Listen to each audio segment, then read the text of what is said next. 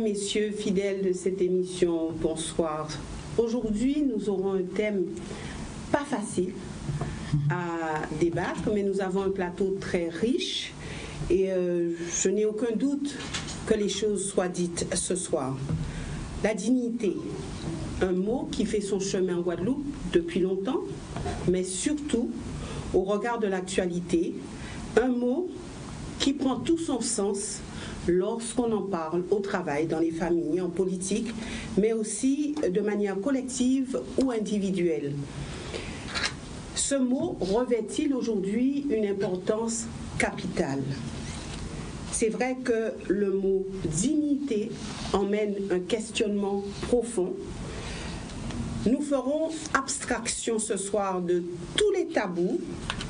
Et maintenant, place au débat avec nos invités. Tout d'abord, Luc Renette, en bout de table. Bonsoir. Luc Renette, qui est un patriote guadeloupéen. À ses côtés, nous avons Madame Delille Diman-Anténor, qui est auteure, ancienne directrice de l'INSEE de Guadeloupe, mais là aussi en 2011 était la présidente de la Société des économistes de la Guadeloupe. À ses côtés, nous avons un homme que vous connaissez bien puisqu'il fait partie du noyau dur, je dirais, de cette émission, que les choses soient dites, Raphaël Spéronel, qui est psychologue. De l'autre côté du plateau, nous avons Michel Mado, qui est enseignant, il est aussi artiste. Bonsoir. À ses côtés, Evita Chevry, avocate. Et puis, notre sixième et dernier invité, Didier Auchiste, qui lui est chef d'entreprise. Et puis, Idéprod, c'est aussi lui. Voilà, merci mesdames, merci messieurs d'avoir accepté cette invitation sur un thème, on va dire, difficile, mais nous savons qu'avec vous, nous pouvons en débattre et puis nous aurons aussi la possibilité de recevoir des appels de téléspectateurs. Le peuple guadeloupéen est-il encore digne? Alors, avant d'arriver vraiment au débat, il serait important de définir ce que c'est que la dignité. Alors, je ferai un petit tour de plateau pour savoir comment est-ce que vous, quelle définition en tout cas est-ce que vous donnez à ce mot dignité. Et je débuterai par Luc Renette. Le mot dignité, qu'est-ce que cela vous inspire? Oui, pour moi c'est la capacité pour un homme de regarder tous les autres hommes de la terre, je dis dans les yeux, c'est-à-dire d'être une position d'égalité totale. Aujourd'hui, j'estime, je pose à la question, qu'il est impossible, dans une situation de tutelle, parce que nous sommes sous tutelle, d'être un peuple digne. La dignité et la mise sous tutelle ne peuvent pas aller de pair. Alors, c'est sûr, si j'examine un petit peu notre passé, qu'à partir de 1794 date la première abolition de l'esclavage jusqu'en 1802, et plus particulièrement là, il y a une sorte de gouvernement guadeloupéen depuis octobre 1801 à mai 1802 jusqu'à l'arrivée de je pense qu'il a rétabli l'esclavage à la demande donc de Napoléon, et il y a eu un peuple guadeloupéen effectivement digne parce qu'il vivait dans une certaine liberté. Depuis, notre peuple a été perpétuellement plongé, je dirais, sous la domination, sous la tutelle de notre peuple, notamment le peuple français, les gouvernements français. Et j'estime, moi, maintenant, je dois parler de moi, que je ne me sens pas un homme digne, un homme, si vous voulez, honorable, dans la mesure où, au moment où je parle, je suis toujours dépendant d'une puissance. Et je parle de moi, mais je suis membre d'un peuple qui, jusqu'à ce jour, ne connaît pas la liberté. Et puisqu'on a parlé d'histoire, quand je nous compare aux autres peuples qui ont été colonisés, que ce soit les peuples africains ou même caribéens, la plupart sont aujourd'hui autonomes, voire indépendants. Quelque part, notre cycle historique n'est pas achevé. C'est comme ça que je le vis. Donc nous ne sommes pas aujourd'hui des hommes et des femmes dignes parce que nous n'avons pas la capacité de décider pour nous-mêmes, par nous-mêmes. Nous reviendrons tout à l'heure dans l'histoire et en abordant cette question de dignité de l'île Diman-Anténor. Pour vous, c'est quoi la dignité? Quelle définition mettez-vous sur ce mot? Bon, c'est très compliqué de donner une définition, surtout quand il faut faire la différence entre un individu et un peuple, puisque Luc a commencé comme ça. Moi, je mettrais en avant le respect de soi-même et le respect des autres. Je n'en dirai pas plus pour le moment. Le respect de soi-même et le respect des autres. Raphaël, oui, la barre est déjà haute, hein. Je vous plains. Non, moi, ce que je mettrai en avant, c'est pour un peuple ou pour un individu, mais je rejoins. Hein, le peuple, c'est pas la somme des individus. Hein, donc, mais l'idée, pour l'instant, au niveau de l'individualité, c'est que c'est une certaine manière, une certaine façon de faire face aux choses de la vie. Cette manière, hein, qui est digne, qui est respectable, qui est honorable, etc. C'est là. Et bien sûr, le problème qui va se poser, c'est comment on va décliner cette dignité. Et là, selon l'angle de déclinaison, on sera amené à dire des choses différentes. Est-ce que c'est par rapport au mode de vie ? Je ne sais pas. Est-ce que c'est par rapport au mode d'expression, aux formes d'expression? Est-ce que c'est par rapport à l'opinion publique? Est-ce que c'est par rapport à l'expression des politiques? On verra peut-être par rapport à tous ces débats. Mais je pense que fondamentalement, oui, nous sommes quand même un peuple digne. Et en tout cas, moi, en tant qu'individu, je me pose en individu digne dans ce que j'accomplis, dans ce qui m'engage, moi. Ça veut dire une capacité à faire face aux choses qui m'arrivent, en les considérant comme, bien sûr, peut-être des phénomènes historiques, mais aussi des phénomènes dans lesquels moi, ma personne est engagée puisqu'elle me concerne. Donc c'est de manière individuelle. C'est de manière individuelle, mais n'oubliez pas, pour moi le peuple c'est aussi un individu. C'est un individu collectif, mais c'est un individu quand même. D'accord. Michel Mado. Oui. Le concept de dignité, en fait, on peut le voir de plusieurs manières. Je pense pour ce qui est d'un peuple, c'est la manière avec laquelle il est debout avec son histoire, pour mieux affronter à la limite les défis qui viennent, les défis normaux, on va dire, c'est-à-dire que les mutations de société, et aussi affronter aussi les pertes identitaires. Et cas qui en Guadeloupéen, et puis on respecte la dignité. Pour moi, c'est en peuple, et précisément en peuple Guadeloupe, c'est qu'elle nous savent qui en Guadeloupéen, qu'elle nous défendre. Et ça, c'est l'acte là avant nous fait pour nous arriver, je dis, à s'annouiller. Et qui gens nous a préparé nous pour demain, nous peut bâtir mon nous, si bien plus encore, qu'il y a des gourmets pour des idées à défendre le pays, défendre sa vie, défendre l'histoire. C'est-à-dire on doit passer le relais aussi. Et dans quelles conditions on passe le relais? Donc pour moi, l'idée de dignité, elle sera celle-là. Mais je rejoins un peu Raphaël, c'est-à-dire qu'il y a une somme de personnes qui sont des défenseurs de cette dignité, et c'est pour ça que je ne peux pas dire réellement si le peuple, à mon sens, le peuple guadeloupéen est digne ou pas, puisqu'il n'y a dans le pays Guadeloupe, ni en l'eau qui a gourmé pour nous être debout, quoi. Et après, plus on peut grossir le lot, mieux c'est. Mais c'est vrai qu'il y a une petite partie du pays qui est là, qui est debout, qui défend certaines valeurs, et pour moi, c'est digne, c'est très digne, quoi. D'accord. Alors, le concept de dignité, effectivement, est un concept très difficile à appréhender. En fait, on l'appréhende souvent en énumérant tout ce qui est violation de la dignité de l'homme.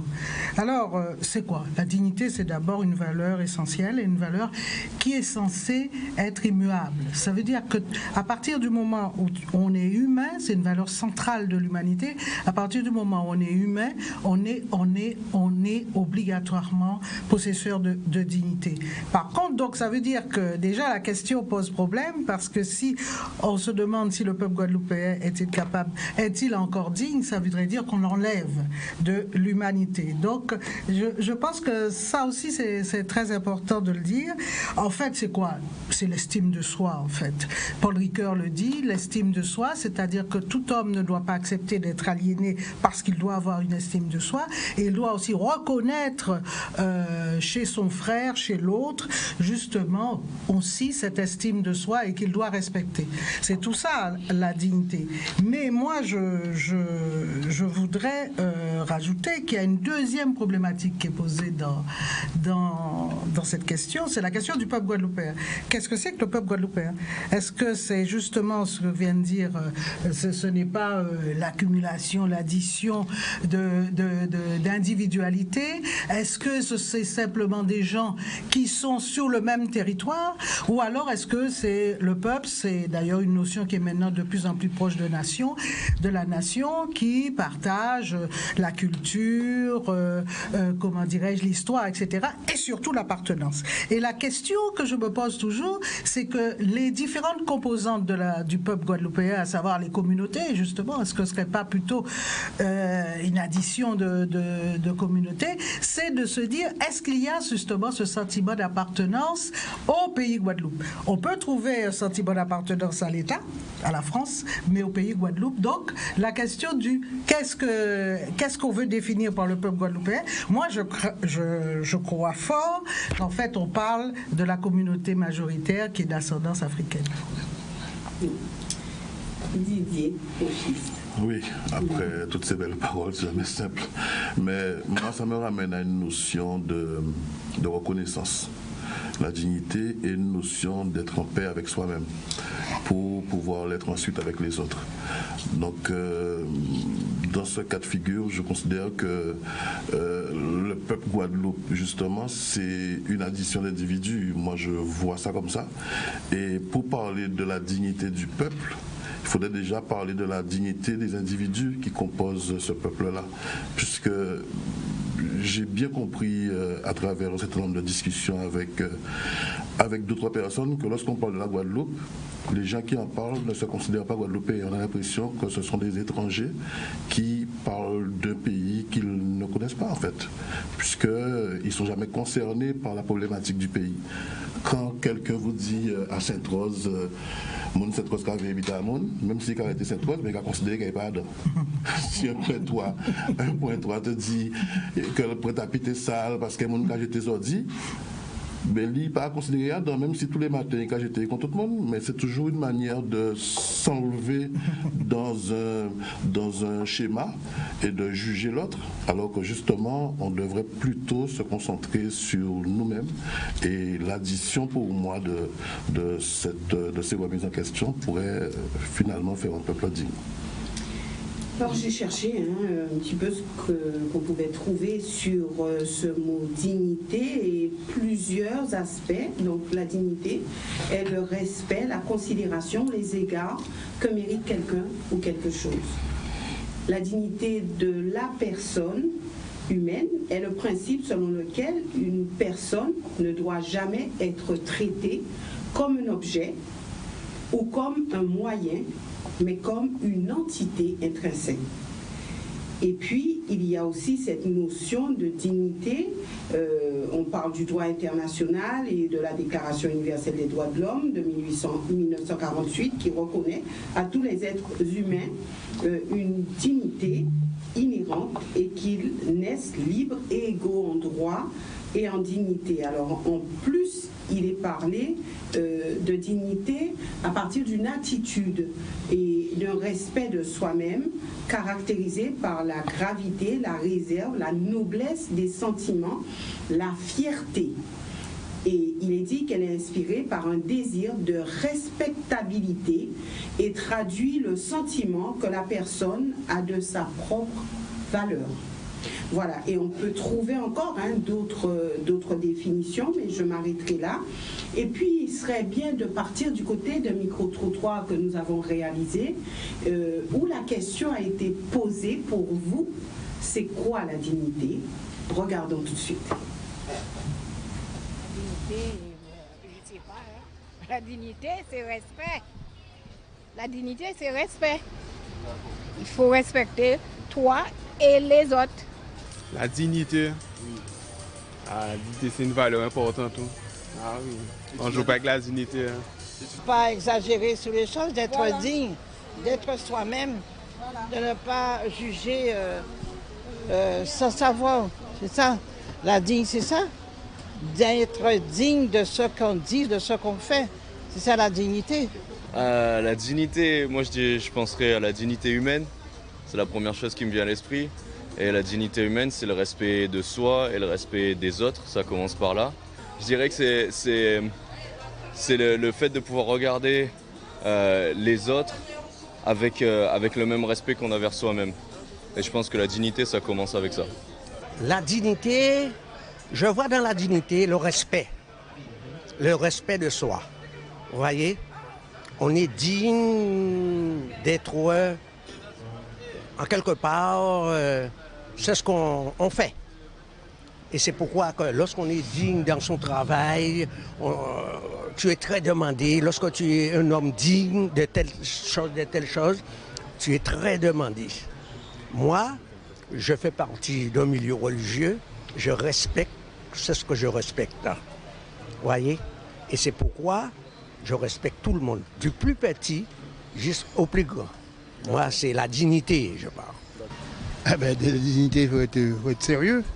La dignité, c'est le respect de soi-même, le respect envers les gens aussi, c'est-à-dire que voilà, il faut que ça soit réciproque. Après, c'est toutes les valeurs qu'on peut donner chacun de soi pour toutes les personnes. Si on peut donner, voilà, on donne. Ça fait partie de la dignité. Voilà, c'est le partage et plein de choses. Mais la dignité, quand on a la dignité, c'est qu'on a sa fierté déjà. Et puis, il faut être franche avec les gens et il faut être honnête. L'honnêteté, la franchisme et tout. La dignité, c'est se tenir droit, debout. Voilà, donc ensemble, nous avons regardé et entendu ce que les personnes disaient. Alors, ce qui est revenu, c'est respect de soi, respect des autres, fierté, honnêteté, mais surtout respect de soi et respect des autres. Nous allons y revenir tout à l'heure. Repartons dans l'histoire. Est-ce qu'on peut dire que les esclaves étaient dignes? Est-ce qu'on peut dire que les esclaves, c'était des personnes dignes? Je peux réagir déjà sur le fait oui, bien sûr, je ne supporte pas personnellement qu'on parle d'esclaves parce que je n'ai pas de parents esclaves. Ça peut choquer, n'est-ce pas? Oui, non, mais on peut y aller. Je n'ai aucun parent esclave et je pense que si on discute, aucun d'entre nous non plus nous en avons. Parce que le concept esclave, c'est un concept qui est employé par l'esclavagiste, qui a réduit nos ancêtres en esclavage. Voilà. Donc ce sont des êtres qui ont été réduits en esclavage, mais qui n'ont jamais été des choses, parce qu'ils ont été définis par le Code noir, qui dit qu'ils sont des objets, des êtres meubles. D'accord? Donc c'est pourquoi j'ai réagi comme ça. Et je réagis aussi par rapport à ce qu'a dit Raphaël tout à l'heure. Raphaël a dit, moi je me sens digne. Eh bien, on peut se sentir digne en occultant le contexte dans lequel on vit. Si toi et moi, actuellement, nous sommes en 1880, après le rétablissement de l'esclavage, et nous parlons là, il n'y a pas de micro forcément, est-ce que toi, réduit en esclavage de nouveau, comme moi-même, tu diras, je me sens digne? Parce que tu le dis en pensant, si tu veux, très fortement à ta condition d'homme intrinsèque, mais tu es dans un contexte où on a rétabli l'esclavage. Donc le regard que je pose, que pose sur nous, qui nous regarde, il dit, voici ces hommes, on leur a enlevé leur dignité. Et toi, tu dis, je me autodétermine comme étant digne. C'est ça un petit peu le problème. J'ai un peu le sentiment qu'on efface leur contexte. Les personnes qui ont été interrogées là, alors qu'on a senti qu'elles étaient des personnes faisant partie d'une colonie. Nous sommes une colonie française. Peut-on être digne quand on vit sous tutelle? C'est ça la vraie question. Et je termine en disant également, parce que c'est une phrase que j'aime bien employer, celle de Benjamin Franklin, qui disait « Celui qui renonce à la liberté pour la sécurité ne mérite ni la sécurité ni la liberté. » Tout est dit là. Et la dernière chose, l'identité. Qui sommes-nous réellement? On a parlé du peuple guadeloupéen, mais qui sommes-nous? J'étais récemment à Paris, j'ai fait une conférence avec Tony Mango. L'assistance était composée de Guadeloupéens majoritairement. Je dis, mais qui êtes-vous? Qui sommes-nous? Il y a eu un grand silence, parce que certains se définissent comme étant à la fois français et guadeloupéens. Donc il y a un trouble de la personnalité. Qui sommes-nous? Moi, je ne suis pas français. J'ai aucun problème de trouble de la personnalité parce que je me définis comme étant un descendant d'hommes et de femmes qui ont été déportés et réduits en esclavage. Donc je suis clair dans ma tête. Je sais qui je suis, je sais où je veux aller. Je sais aujourd'hui que mon pays est sous domination française et que j'aspire pour moi, mes enfants et les générations qui viennent à ce que nous soyons des hommes totalement libres. Vous voyez, donc le schéma est clair. Quelques éléments par rapport. C'est pas le débat est grandement ouvert, mais par rapport à ce que dit Luc, c'est intéressant parce que ça pose vraiment tout le problème de l'ambiguïté, de l'ambivalence qu'on peut trouver dans la problématique de la dignité. Et je vais reprendre deux choses. Pour moi, la dignité, ce n'est pas une assignation. C'est pas l'autre qui te donne ta dignité. Elle n'est pas définie par l'extérieur. La dignité, c'est une position que l'individu ou le peuple assume. Il y a des choses qui sont assignées, des statuts, l'esclavage, il y a des choses qui sont assumées. C'est la première chose. La deuxième chose par rapport au problème d'identité, Evita a parlé d'appartenance. Attention, c'est pas du tout la même chose, l'identité et l'appartenance. Nous sommes d'accord. Donc, l'identité, si vous ne savez pas qui vous êtes aujourd'hui, Guadeloupéen, c'est votre problème. Par contre, l'appartenance, là, il y a un problème. On ne sait pas si on est noir, on ne sait pas si on est blanc, on ne sait pas si on est indien, on ne sait pas si on est caribéen, on ne sait pas si on est français, on ne sait pas si on est européen. Le seul truc qu'on oublie, c'est de définir, mais c'est quoi le Guadeloupéen? Est-ce qu'on est réellement Guadeloupéen? Donc, je crois que le débat est déjà lancé. Il y a quelque chose qui est de l'ordre, effectivement, de la conjoncture, du contexte, qui est une assignation. C'est pas parce qu'on vous a assigné quelque chose que ça veut dire que vous, dans votre prestation au quotidien, qu'elle soit politique, qu'elle soit humaine, qu'elle soit économique, que vous vous assimilez à ça. Parce que bien sûr, on a parlé beaucoup de respect, on a parlé de valeur. Et donc la dignité, c'est une valeur. Et donc, elle n'est pas réductible aux instrumentalités que vous donne l'environnement dans lequel vous êtes. Je partage entièrement ça. D'ailleurs, je me demande à quel moment on sera digne à ce moment-là, puisque on n'est pas indépendant. Apparemment, on serait loin de l'être. Donc, s'il faut attendre l'indépendance pour être digne, ça me semble un peu dangereux. Est-ce que nous devons réduire le mot dignité forcément à la politique? Est-ce que ça ne peut pas être réduit? À la liberté, alors tu veux dire? Est-ce que ça ne peut pas être réduit tout simplement à une manière de se regarder soi-même déjà, d'évoluer, de voir ses ancêtres, ses grands-parents, de ne pas les laisser pourrir dans les EHPAD, par exemple, juste comme ça, une parenthèse, d'être reconnaissant envers ce qui a été fait et ceux qui l'ont fait, de manière à avancer, parce qu'à ce rythme-là, je crois comprendre qu'on restera très longtemps indigne, justement, puisque s'il faut attendre un statut pour être digne, ça me semble dangereux. Oui, je voulais dire que la dignité, pour moi, c'est d'abord, le problème se pose d'abord au niveau d'un individu. Ça me paraît très important. Le contexte est important, mais il y a de toute façon l'individu. Si je suis le raisonnement de Luc, la France est censée être un pays libre. Les Français ne sont pas, a priori, en tout cas, pour aller dans ta logique, les Français ne sont pas sous domination d'un autre peuple. Je ne parle pas de la dimension économique où il faudrait dire beaucoup de choses. Pour autant, il y a des Français qui vivent dans l'indignité. Cette indignité peut être liée à la manière, à leurs conditions de travail, et ça existe. Ça peut être aussi dans leurs conditions de vie. La France est un pays où les inégalités sont de plus en plus fortes, quoi qu'on dise.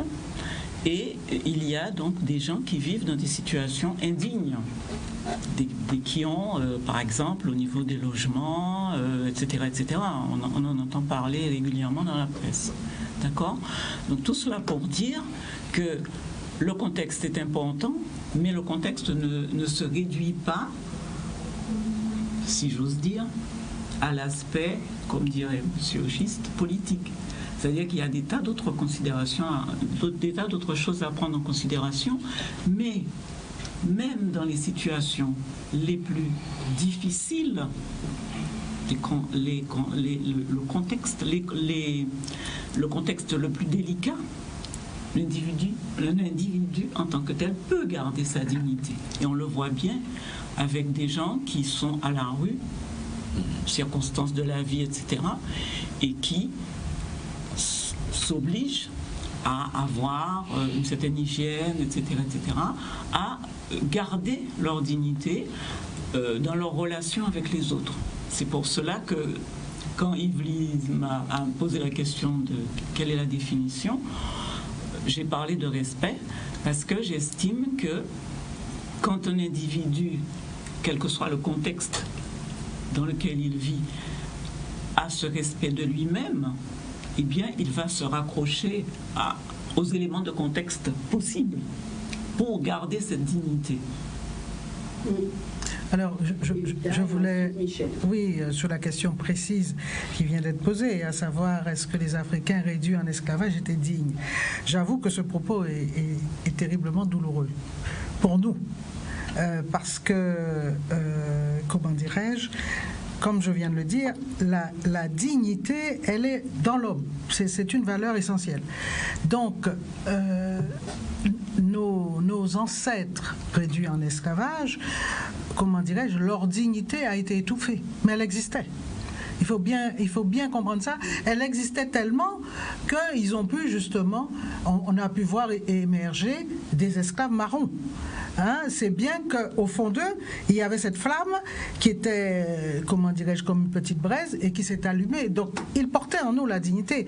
Et c'est vrai que quand on dit « est-ce que nos ancêtres étaient dignes ?», c'est vrai que ça me touche énormément parce qu'ils n'avaient pas le choix. Ils n'avaient pas le choix, ils ont choisi la valeur survie. Souvent, ils ont choisi la valeur survie parce qu'ils voulaient justement qu'il y ait des générations futures et qu'on puisse justement avancer pour une meilleure vie. C'était ça, ils se raccrochaient en fait à la vie. Et parler de dignité, c'est clair qu'ils souffraient de leur situation. Ça, il n'y a pas de doute, sauf évidemment quelques-uns qui ont collaboré pour des raisons aussi pragmatiques. Il faut savoir, et oui, il y en a qui ont collaboré parce qu'ils avaient un intérêt à ce moment-là, toujours dans le contexte de survie. Mais s'ils pouvaient glisser quelques feuilles de poison dans la tisane, ils pouvaient aussi le faire. Et c'est ça qui est très important, c'est de comprendre que la dignité, tout homme a en lui cela.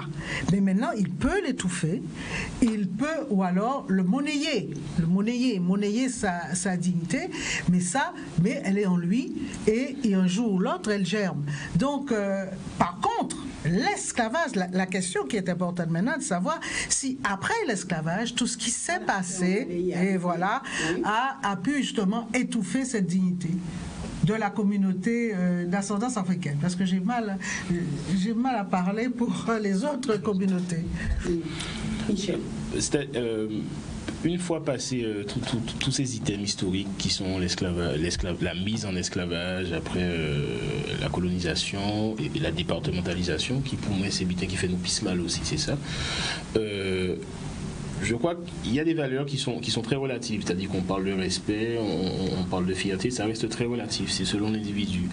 Mais je pense que dès lors qu'un individu arrive à refuser de se voir par le regard de l'autre, et puis à travers le regard de l'autre, c'est-à-dire accepter l'idée que l'autre veut nous imposer de nous-mêmes, je pense que c'est déjà ça la fierté, c'est déjà un grand élan de dignité aussi. C'est pour ça qu'en cas dit que non, on est des Guadeloupéens qui très dignes et qui ont une démarche digne. En tant qu'enseignant même, je ne peux pas accepter cette idée que nous soyons un peuple indigne, parce que je me bats tous les jours pour cette fameuse postérité qu'à nous qu'à laisser pour demain. Alors dès qu'un individu a ce souci pour moi, c'est-à-dire fier de son héritage, quelle Guadeloupe il veut laisser pour demain, quelle promotion de son histoire il veut faire, qu'est-ce qu'il veut laisser dans l'esprit, dans les mémoires de ses enfants ou de la fameuse postérité, pour moi c'est déjà un grand élan de dignité. Fort de personnes comme Guy Tyrolien, de combats que ces individus ont menés, même on va aller encore plus loin, fort de grands Guadeloupéens qu'on a eu, M. Bastaro, M. Proto ou d'autres. Non, on ne peut pas permettre moi de dire aujourd'hui là que nous avons un manque de dignité. Parce que notre histoire a fait que nous sommes un peuple qui, à un moment donné, on a su se prendre en main et penser Guadeloupe pour la Guadeloupe, en tant que Guadeloupéen. Donc, moi, dès qu'un individu, je le répète, dès qu'un individu arrive à refuser d'être son estime, à refuser une certaine estime à travers le regard de l'autre, pour moi, c'est déjà un grand pas vers la dignité, quoi. Et je me bats pour ça, et j'espère qu'il y a beaucoup de Guadeloupéens qui se battent ainsi, quoi. Oui, alors lorsqu'on entend un petit peu tout ce qui se dit à partir de l'actualité, et notamment vous avez parlé tout à l'heure, Michel, d'hommes politiques tels que Félix Proto et d'autres, alors aujourd'hui... Qui étaient dans un schéma colonial, puisqu'on en parle, qui étaient dans un schéma colonial. c'est des bouquetades dans les appareils politiques français, mais ça n'a pas empêché le fait qu'ils se considèrent comme Guadeloupéens et qu'ils ont une vision pour leur peuple, quoi. Alors, pourquoi est-ce qu'aujourd'hui, et là on rentre en plein cœur de ce débat, aujourd'hui on entend par-ci et par-là dire ouais mais de toute façon je dis jour mon panitinité, élu en nous panitinité, pourquoi est-ce qu'on entend tout cela? Qu'est-ce qui se passe? Qu'est-ce qui s'est passé? Et vous savez tout comme moi, à partir de certains sujets d'actualité, le mot dignité est revenu encore et encore, et a mis à mal notamment certains de nos élus. Moi je peux dire deux mots là-dessus, c'est que je ne voudrais pas que certains pensent que il suffit de dire bon, ils vont comme ça et puis on est digne. C'est trop facile. Tous les peuples doivent se battre. Hein. C'est à travers le combat que l'homme se réalise. Qu'il obtient la dignité. Bien entendu, on ne peut pas, si vous voulez, être soumis et accepter la soumission, être dominé et accepter de quel droit les Français nous dominent ici. C'est cette liaison-là, je suis désolé, mais c'est là que j'ai un souci. Ouais. C'est-à-dire que c'est exactement là que j'ai un souci. Pourquoi il faut absolument qu'on entame ce sujet-là pour parler de dignité? On dit que les choses soient dites. Hein. Oui, non, mais... Tu vas pas me faire changer. Je termine en face. Je termine. Nous ne sommes pas d'accord. Laisse-moi terminer, s'il te plaît. Moi, je t'en prie. On est là, on n'est pas d'accord, mais pourtant, nous sommes Guadeloupéens. Donc, on peut ne pas. Et vous êtes là pour échanger. Mais c'est ça qui est intéressant, c'est l'échange. C'est surtout ça. C'est ça. Moi, je dis, lorsque M. Macron a fait ses assises après la crise des Gilets jaunes, il y a eu un moment où il a reçu les élus guadeloupéens, Martinique et autres. À un moment donné, lorsqu'il a dit les enfants hein, calmez-vous, tu n'as pas été gêné, toi? Mais lui, je termine, je vais pas être long. Tu me poses une question. Je vais être très bref. Je t'en prie. J'ai été gêné parce que même si ces élus-là ne me représentent pas, je n'ai pas voté pour eux, je ne vote pas. En tant que Guadeloupéen, j'ai été blessé. Nous avons d'ailleurs, nous, au niveau de FKNG, fait un courrier pour dire que nous avons été humiliés à travers ces propos de notre temps, hein, des propos, je dirais, paternalistes qui considèrent que nous sommes encore des enfants. Et je ne voudrais pas que les Français croient, en nous voyant ici, que nous acceptons d'être leurs enfants. Rien à foutre de... Ah, excusez-moi. Non, mais je veux qu'on nous respecte. Il n'y a pas effectivement de dignité sans respect. Qu'on nous respecte en tant qu'hommes et femmes debout. Lorsqu'effectivement, récemment, j'étais en France, mais ça a fait un peu le buzz. Monsieur Harry Chalus a été refusé à l'entrée du WTC. Même si après on nous a dit oui, c'est par dérogation que les Guadeloupéens pouvaient être là. Dans leur propre pays, on va trouver ça normal. Mais respectez-nous. Alors, il faudrait peut-être que demain, monsieur Chalus et d'autres viennent avec un drapeau guadeloupéen en tant que délégation, effectivement, dans leur propre pays pour pouvoir accéder. Je fais un peu d'humour, là. Eh bien, etc., on ne nous respecte pas. Et à travers nos élus qui sont humiliés, nous le sommes également. Et je demande que ça cesse. Qu'il y ait des voix qui s'élèvent, qu'il y ait une voix forte, même émanant de gens qui sont dans le système, pour dire non. On doit nous respecter sur notre pays. C'est pas parce que le WTC a reçu un Premier ministre et donc des présidents, bien des premiers ministres d'autres pays, que ce pays cesse d'être le nôtre. La Guadeloupe est à nous et à nous seuls. C'est clair. Moi, ce que je voulais dire, cher M. Guédel, c'est pas que tes propos soient galvaudés ni faux, c'est la liaison qu'il y a entre le fait d'être digne et le fait d'être patriote ou de correspondre à un profil précis en tant que Guadeloupéen. Moi, je me demande à quel moment, justement, je n'ai pas envie d'attendre l'an 5885 pour dire enfin que je suis digne, si c'est à ce moment-là que nos arrière-petits-enfants les auront suffisamment grosses pour militer. Moi, c'est ce que je suis en train de dire. C'est pas que tes propos soient, à mon sens, ni faux ni galvaudés, mais la liaison avec la dignité du Guadeloupéen en tant que tel, est-ce que, justement, c'est pas une manière de nous réduire et de ne pas l'être et de ne jamais l'être, finalement? Si il faut qu'on réunisse des conditions pour l'être, pour moi, c'est là qu'il y a un souci. Parce que je considère que c'est un travail individuel qui finira par un travail collectif. Si chaque personne se remet en question, on a parlé de respect, on a parlé de plein de choses, mais si chaque monde pas fait un petit brin pour nous avancer et nous attendre, si justement pour moi c'est une manière de Macron raison à un moment là ça. puisque on n'aura jamais suffisamment de recul pour se remettre en question. Et c'est là que je considère qu'il y a pour moi quelque chose d'incohérent. Alors, juste une dernière créole. On a dit qu'il faut nous attendre 50 000 ans pour peut-être devenir indépendant, qui c'est la condition sine qua non pour être digne. Oui, je pense qu'on ne peut pas être digne sans liberté. C'est ma conviction. Ma conviction, je ne demande pas qu'elle soit partagée. Mais on s'est embêté, c'est que le bois à 100 degrés, et pas dire qu'on va bouillir à 50. En gros, c'est ça.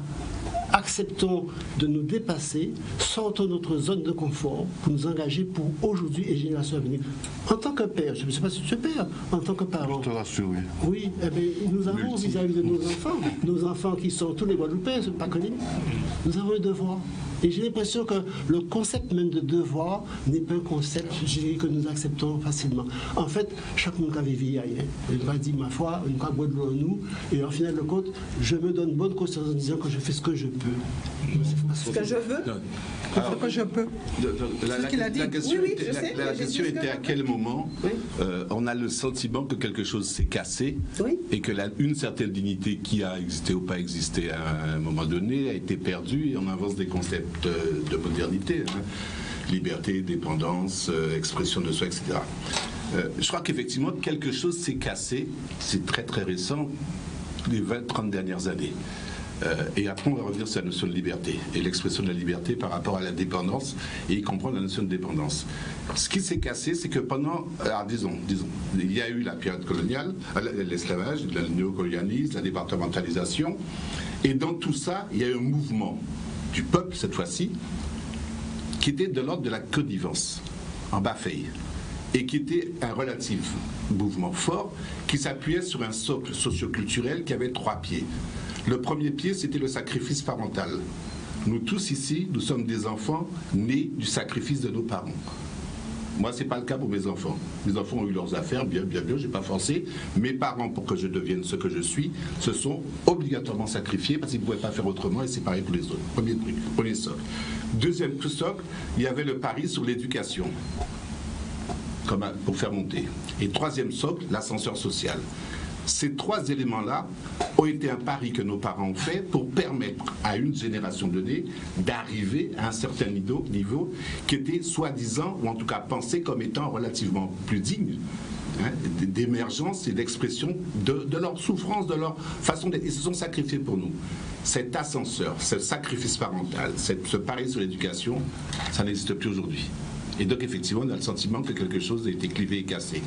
La deuxième chose... Le sentiment ou est-ce une réalité? Ah bah, pour moi, c'est une réalité, c'est clair. Et ça se voit nettement maintenant dans les liens transgénérationnels et dans la filiation. Les conditions de la filiation et du passage de témoins aujourd'hui ne sont pas du tout les mêmes que le temps de mes parents. Et avant, c'est autre chose. Première chose. Deuxième chose, la notion de dépendance. Moi, je veux bien, je suis jeune, bon, il y en a un économiste autour de nous. Ça veut dire quoi, être dépendant? Vous rigolez là? Maintenant, le concept principal, c'est l'interdépendance. C'est pas la dépendance. Dans la problématique du développement, il y a 4 niveaux. Il y a le niveau de la dépendance, je te tiens, t'es pris, t'es complètement pris. Il y a le niveau de la codépendance, je te tiens, tu me tiens. Bon, et ça, c'est la France et nous jusqu'à présent, avec tous les schémas d'aliénation qui vont avec. Il y a la dépendance, je ne sais pas ce que ça veut dire, et il y a l'interdépendance qui est donnée de la modernité. Et par rapport à ça, aujourd'hui, la question qui se pose n'est pas la question pour nous de la dépendance, d'être dépendant ou quoi que ce soit, c'est la question comment on va établir à partir de nous, de notre identité, de notre appartenance, des liens avec autrui. Ce qui fait un court-circuit complètement complet avec l'histoire. On n'a plus le temps de pleurer sur le passé, parce que l'avenir, j'ai déjà dit, risque d'être pire. Alors, oui. Allez-y. Oui, en fait, je voulais rebondir un peu sur ce que disait Raphaël Espéronel.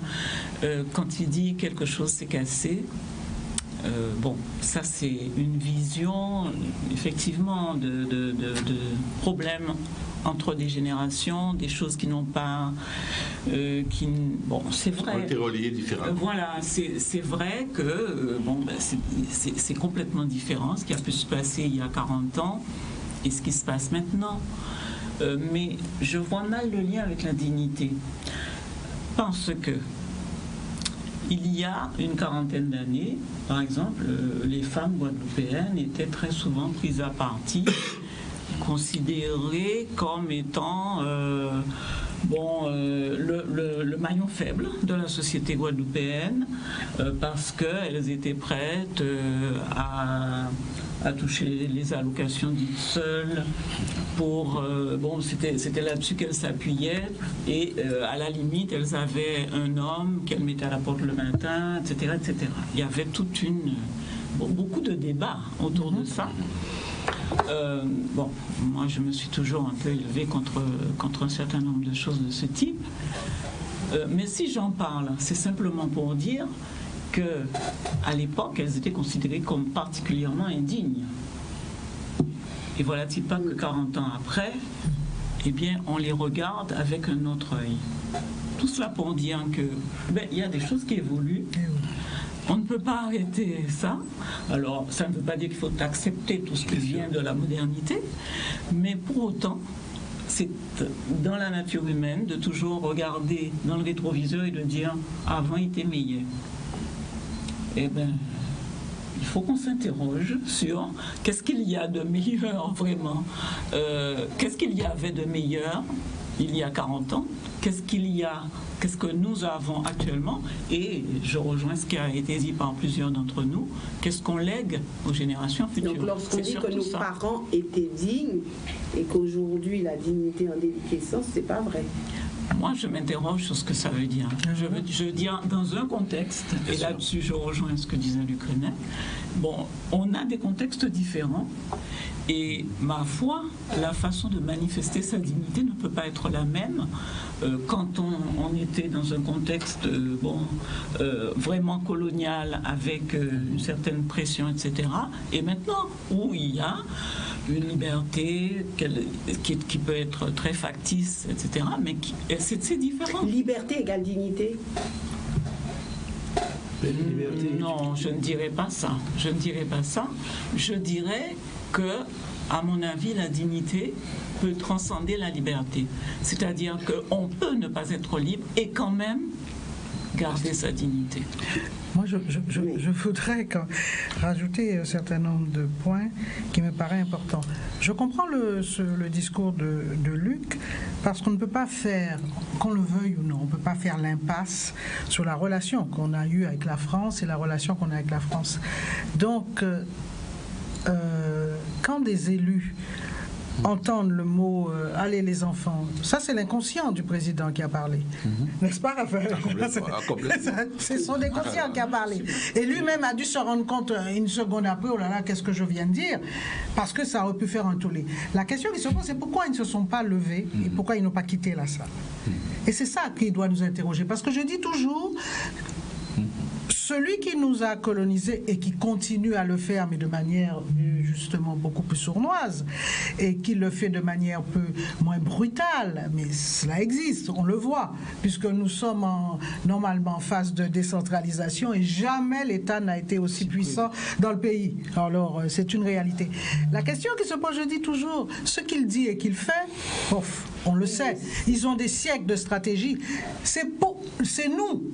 Le projecteur doit être sur nous en se demandant pourquoi on n'a pas réagi. Et c'est là que tout le conditionnement, c'est ça qui est intéressant, tout le conditionnement intervient. Et s'ils sont élus, et Luc vient de dire, ils ne nous représentent pas, en tout cas ils ne me représentent pas. S'ils sont élus, c'est parce et ça aussi c'est une question qu'il faut se poser, est-ce que le peuple ne souhaite pas avoir des élus qui ont ce type de comportement? Est-ce que le peuple actuellement, je dis bien la communauté dont je viens de parler, a envie d'avoir des élus courageux et capables justement de façader avec l'État? Et c'est ça qu'il faut se demander. Parce que là, effectivement, on a parlé d'un problème tout à l'heure, etc. Là, la Guadeloupe s'est émue. Ce qui prouve bien que ce pays qui, soi-disant, n'aurait plus, je me suis déjà expliqué dessus, enfin, aurait complètement étouffé sa dignité actuellement. Pourquoi il s'est ému? Pourquoi? Parce que justement là... Il s'est ému en bouche éviteur. Oui, nous sommes d'accord. Mais il s'est quand même ému. Alors qu'il y a d'autres cas où il ne le faisait pas. Ça veut dire par là... Comment? C'est le rôle des réseaux sociaux. C'est fondamental. Mais ce que je veux dire par là, c'est qu'on a affaire à un peuple qui est capable, même si ce sont les réseaux sociaux, il y a d'autres choses qui sont passées sur les réseaux sociaux et qui n'ont pas eu d'importance, c'est pourquoi justement ça a gêné tout le monde. Qu'on le veuille ou non, ça a gêné tout le monde. Les gens n'ont pas ri, ou ils ont ri jaune. C'est bien parce que ça posait problème. Et c'est là justement qu'on se retrouve à la limite.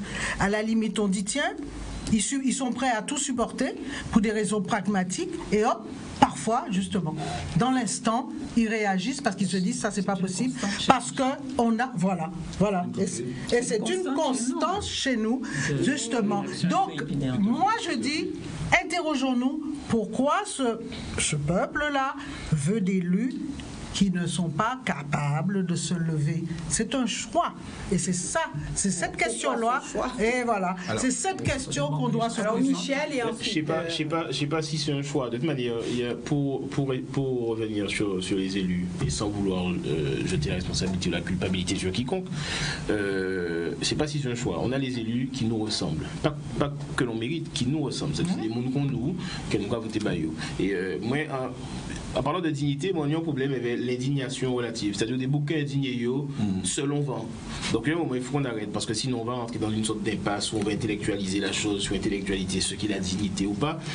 Avant que Macron ne traite nos élus d'enfants, on a affaire à un type qui est venu en Guadeloupe devant un certain parterre. Il a dit que le scandale du chlordécone est un scandale environnemental. Alors, si on doit parler de dignité, depuis là, faut te dire, et Bougamoueno, il sanitaire. Point barre. Ça n'a pas été fait. Si on doit parler de dignité, parce qu'il ne faut pas qu'on intellectualise trop la chose, les hauts ministres qui viennent ici, nous savent bien que c'est Bébel, ils viennent fait, pour dire je vous ai vu, je vous ai entendu, ah ouais, voilà, on va faire ceci, on va faire cela. Donc, moi, ça me fait rire quand on parle de la fameuse faculté que notre peuple a à relever la tête, à faire ceci, à bander les choses, à dire non, en bouche, Evita. Très clairement, c'est en bouche. Là, on va avoir 2 représentants du Front National qui viendront, enfin du rassemblement au fond, on va connaître le noyau, ils viendront à la fin du mois là. C'est là que nous avons dignité à Peuple Guadeloupe. C'est M. Kevin, et pour mon pays dire rien. Donc moi j'ai bien envie quand on parle de dignité, il faut qu'on soit réaliste, clairement. On fantasme beaucoup de choses, mais dans les faits, ça reste des valeurs très relatives. La valeur du respect elle est très relative, la valeur de fierté elle est encore très relative. Il y a certains qui sont contents quand ils voient des leurs, un afro-descendant qui présente la météo sur une chaîne française. Moi excuse-moi, je n'ai aucune fierté à ça, le mec qui présente la météo, il n'a pas fait le temps, tu vois ce que je te dis. Donc moi ma fierté elle est sur d'autres curseurs. Ma dignité, ma notion de dignité elle est sur d'autres curseurs. Je suis sur le fait que je veux que mes petits Guadeloupéens, je veux que mes élèves, ma fille et la fameuse postérité, je reviens dessus, avec un Guadeloupéen demain après, l'homme vient en Guadeloupe, ça vous maintenant attention. On vit dans un pays en nous nions histoire et nous nions volonté commune. Donc c'est-à-dire que dès lors qu'on n'a pas réussi à être à l'unisson sur ce qui est notre volonté commune et notre devoir, notre volonté de construction en tant que peuple, on ne peut pas parler des peuples qui dignent et tout ça. Donc là, il y a un moment, il faut nous être honnêtes aussi. On intellectualise beaucoup les choses, mais en réalité, on a une faculté d'indignation qui est très relative et qui est selon ventiste, quoi. Oui, alors moi, je voudrais juste rajouter... Selon ventiste. Non, mais ce que je voudrais rajouter, et ça me paraît important de le dire, je n'ai jamais dit que quand ils se sont indignés à la suite de l'incident... Non, mais je n'ai jamais dit que c'était la preuve qu'ils avaient récupéré leur dignité, qu'ils étaient prêts à se battre pour leur liberté. C'est pas ça que j'ai dit. J'ai dit simplement que justement, ce peuple-là, il faut se demander pourquoi il choisit des élus qui ne sont pas capables de se lever. C'est ça qui est important. Quand tout à l'heure, Michel parle de chlordécone, je suis désolée. Ça fait 15 ans qu'on a déposé une plainte. Pourquoi c'est maintenant qu'un certain nombre d'élus ou d'autres personnalités font maintenant des conférences 15 ans après? C'est ça qu'il faut se demander. Et c'est cet aspect-là qui m'intéressait. C'est-à-dire que quelque part, parce que le peuple, c'est comme tous les autres... Tout à l'heure, Raphaël le disait, c'est une entité, on peut considérer que c'est une personne, mais moi, je considère que c'est une personne ou un organisme qui a été abîmé par l'histoire. Parce que le courage, on ne peut pas dire qu'il n'y a pas eu du courage chez nous. Or, Nous avons ce problème très grave du courage. Le chlordécone n'intéressait personne quand on a déposé la plainte en 2006 parce que tout le monde avait peur de s'attaquer à l'État, n'est-ce pas, Luc? Mais je ne savais pas. Voilà. Tandis que maintenant que l'État reconnaît de toute façon qu'il a commis une faute et qu'il en parle d'une manière un peu légère, parce qu'il a quand même accepté le chlordécone alors qu'il y avait une dérogation, c'est la première fois et la seule fois que ça a été fait dans l'histoire. Et pourtant, maintenant, tout le monde, comment dirais-je, s'approprie ce combat parce que maintenant, ils ont l'impression qu'on leur donne l'autorisation d'en parler. C'est comme Delgrès et Ignace. Quand Luc a fait son spectacle, c'est clair qu'à l'époque, parler de Delgrès, comme moi j'ai parlé de Delgrès une fois à la télévision, la personne qui était là en face a dit, vous avez vu ce quel échiquier politique elle est parce qu'elle parle de Delgrès. C'était politiquement incorrect. Quand l'État français dit, fais tes Delgrès, fais tes trucs, il donne l'autorisation, tout le monde y va. Donc c'est ça, c'est la question du courage qui m'intéresse. Autre question, est-ce que la mobilisation sociale de 2009 n'est pas l'exemple type de peuple digne? Oui, moi j'allais rajouter. On peut s'interroger. Après le cyclone Hugo aussi, parce qu'on est souvent digne à des moments assez malheureux. J'ai l'impression que c'est une dignité un peu négative, entre guillemets, qui consiste à être digne et solidaire, peut-être après à la mort de quelqu'un, ou l'affaire Zampache, par exemple. Oui, on était 400 000 à être sur le bas-côté des routes, à saluer sa mémoire, et c'était totalement noble, après le cyclone Hugo.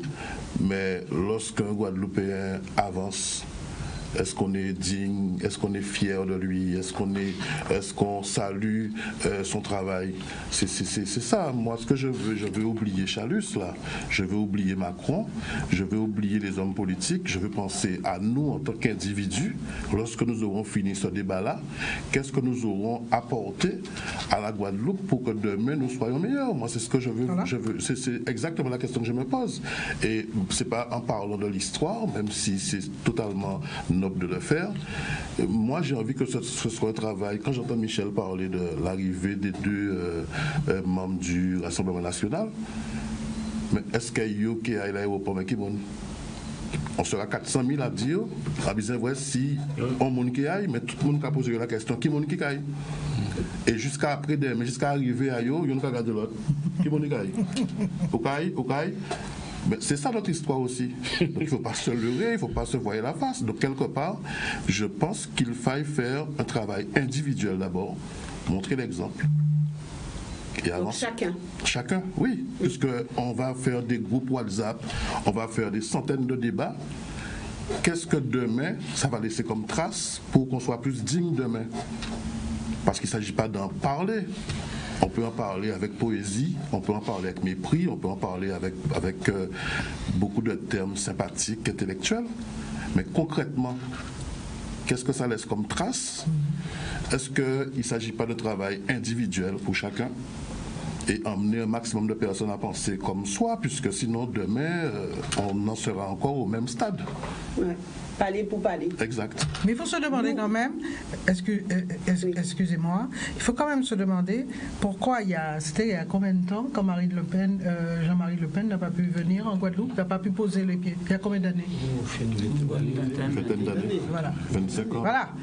C'est ça, le problème, c'est l'évolution aussi. Hein. Oui, c'était impossible. C'était impossible. Qu'est-ce qui s'est passé? Voilà. Entre-temps, qu'est-ce qui s'est passé? C'est que maintenant, nous avons des élus, enfin des gens qui se présentent aux élections au nom du Front National, ce qui était impensable il y a 20 ans. Non, et même de discuter avec eux. Non, mais pourquoi des gens se présentent avec les idées de ces gens-là? C'est parce qu'il y a chez nous des personnes qui pensent comme ces gens-là, c'est tout. Donc le vrai problème de dignité, il est là. C'est comment on se définit déjà et comment on s'auto-définit, c'est-à-dire et qu'on casse avec ce regard de l'autre et ne pas paraître le petit nègre de l'autre ou le petit Guadeloupéen de l'autre. Il faut qu'on arrête avec certaines choses. On sera digne lorsqu'on arrêtera de parler d'outre-mer. Parce que l'outre-mer, pour moi, c'est la France. Absolument. On sera digne quand on va accepter cette idée que l'exotisme, c'est ce qui vient d'ailleurs. Donc, on fouille exotique, pour moi, ils sont qui, oui. fruits exotiques à Pont en Guadeloupe. Donc il y a un vrai travail à faire chez nos petits Guadeloupéens, qu'on arrête de... Moi, ça m'a fait un rire. Là, on attend des collègues à toi, hein, madame, qui viennent, qui parlent le mot métropole. Alors voilà quelque chose de fondamentalement grave. Adon, un pays où nous avons la mise en esclavage, pour parfois c'est M. Renette, ni la mise en esclavage, ni la colonisation, ni la départementalisation, qui fait qu'à présent, en tête à nec Guadeloupe, mon Guadeloupe tout simplement, nous Français contre tout Français. Ce qui est une bêtise, mais picouillon qui ça n'existe pas. Donc on se retrouve, nous Français, nous Européens, parce qu'on vit à travers une économie européenne, des subventions européennes, nous en même temps, nous Américains, géographiquement nous Américains, parce que l'Amérique du Nord, puis près en nous, donc nous des Européens qui voilà. En même temps, nous avons un fantasme caribéen. C'est un fantasme. Oui, c'est un fantasme. Son fantasme, réellement, son fantasme. Moi, en vez en arrivant au concert à Saint-Martin, en tant qu'artiste, il a cité chaque île de la Caraïbe, c'est un artiste jamaïcain, il a cité chaque île de la Caraïbe, il a même cité Tintamar, qui sont l'île à côté de Saint-Martin, il n'a pas rien dit Guadeloupe ni Martinique. Donc moi-même, nous sommes obligés de veiller, nous dit mon cher, si dit Martinique, quand il est venu, moi, je dis ok. Donc non, mais je rigole, mais je veux dire très clairement, c'est un fantasme aussi caribéen. Donc on a ce Guadeloupéen qui est, il est français, il est européen, il est antillais, il est domien, parce qu'à présent, nous en plus, nous des Guadeloupéens qui jouent militer pour que France O qui a existé, c'est-à-dire que Guadeloupe, enfin, une sorte de média d'outre-mer qui a existé, donc c'est-à-dire qu'ils sont français comme les autres, mais en même temps, ils veulent une sorte de distanciation, ils veulent qu'on les voit à travers les yeux des autres, c'est assez particulier. Et on est caribéens avec ce fantasme, mais on est tellement de choses qu'on oublie d'être Guadeloupe, enfin c'est même pas qu'on oublie, est-ce qu'on peut réellement aujourd'hui se concevoir comme Guadeloupéen quand on a toutes ces facettes? Alors pour moi le vrai travail de dignité, parce que c'est ce qui est le moins contestable pour moi, cette version de la dignité qui est la moins contestable, c'est ce fameux faire peuple, et c'est qui Jean nous a défini nous-mêmes, et puis à partir de là, qu'est-ce qu'on accepte, qu'est-ce qu'on refuse, qu'est-ce qui touche à notre intégrité de Guadeloupéen, d'homme guadeloupéen, fier de l'histoire qu'on a, et en soif d'un certain devenir, d'affranchissement, et puis voilà, c'est ça. Nous repartons du côté juste avant, excusez-moi si on parlait de la suite pas du tout. Et puis je reviendrai avec vous en plateau, ensuite nous donnerons la parole aux téléspectateurs, voir un petit peu, hein, ils vont vous interroger, ils participeront aussi à cette émission. Et j'aimerais aussi qu'on revienne très rapidement sur 2009, parce que vous avez carrément balayé en brèche on allait répondre de 2009, et nous y reviendrons tout à l'heure. Voilà, deuxième partie du micro-trottoir. Nous pas digne. Non, désolé, hein. Parce que nous pas reprendre nous. Nous nègres nous pas reprendre nous jalousie, nous jaloux y'en est l'autre. Nous ne sommes pas simples, hein. Il nous manque beaucoup de chemin à faire. Mais on se dit qu'on arrivera. Il ne faut pas se désespérer. Même si il y a beaucoup de gens qui font des actes que je dirais indignes, je pense que dans l'esprit des Antillais, oui, nous sommes un peuple digne. Oui. Entre les deux, hein. Entre les deux. Il n'est pas bon, il n'est pas méchant. Voilà. C'est bien, oui, c'est ça, oui, d'accord. Ah, bien sûr. La Guadeloupe, c'est un peuple digne. Hein. Je suis fier d'être Guadeloupéen, en tout cas. Tu vois. Je ne vais jamais cracher sur mon peuple, en tout cas. Moi, peut-être d'autres personnes, mais pas moi.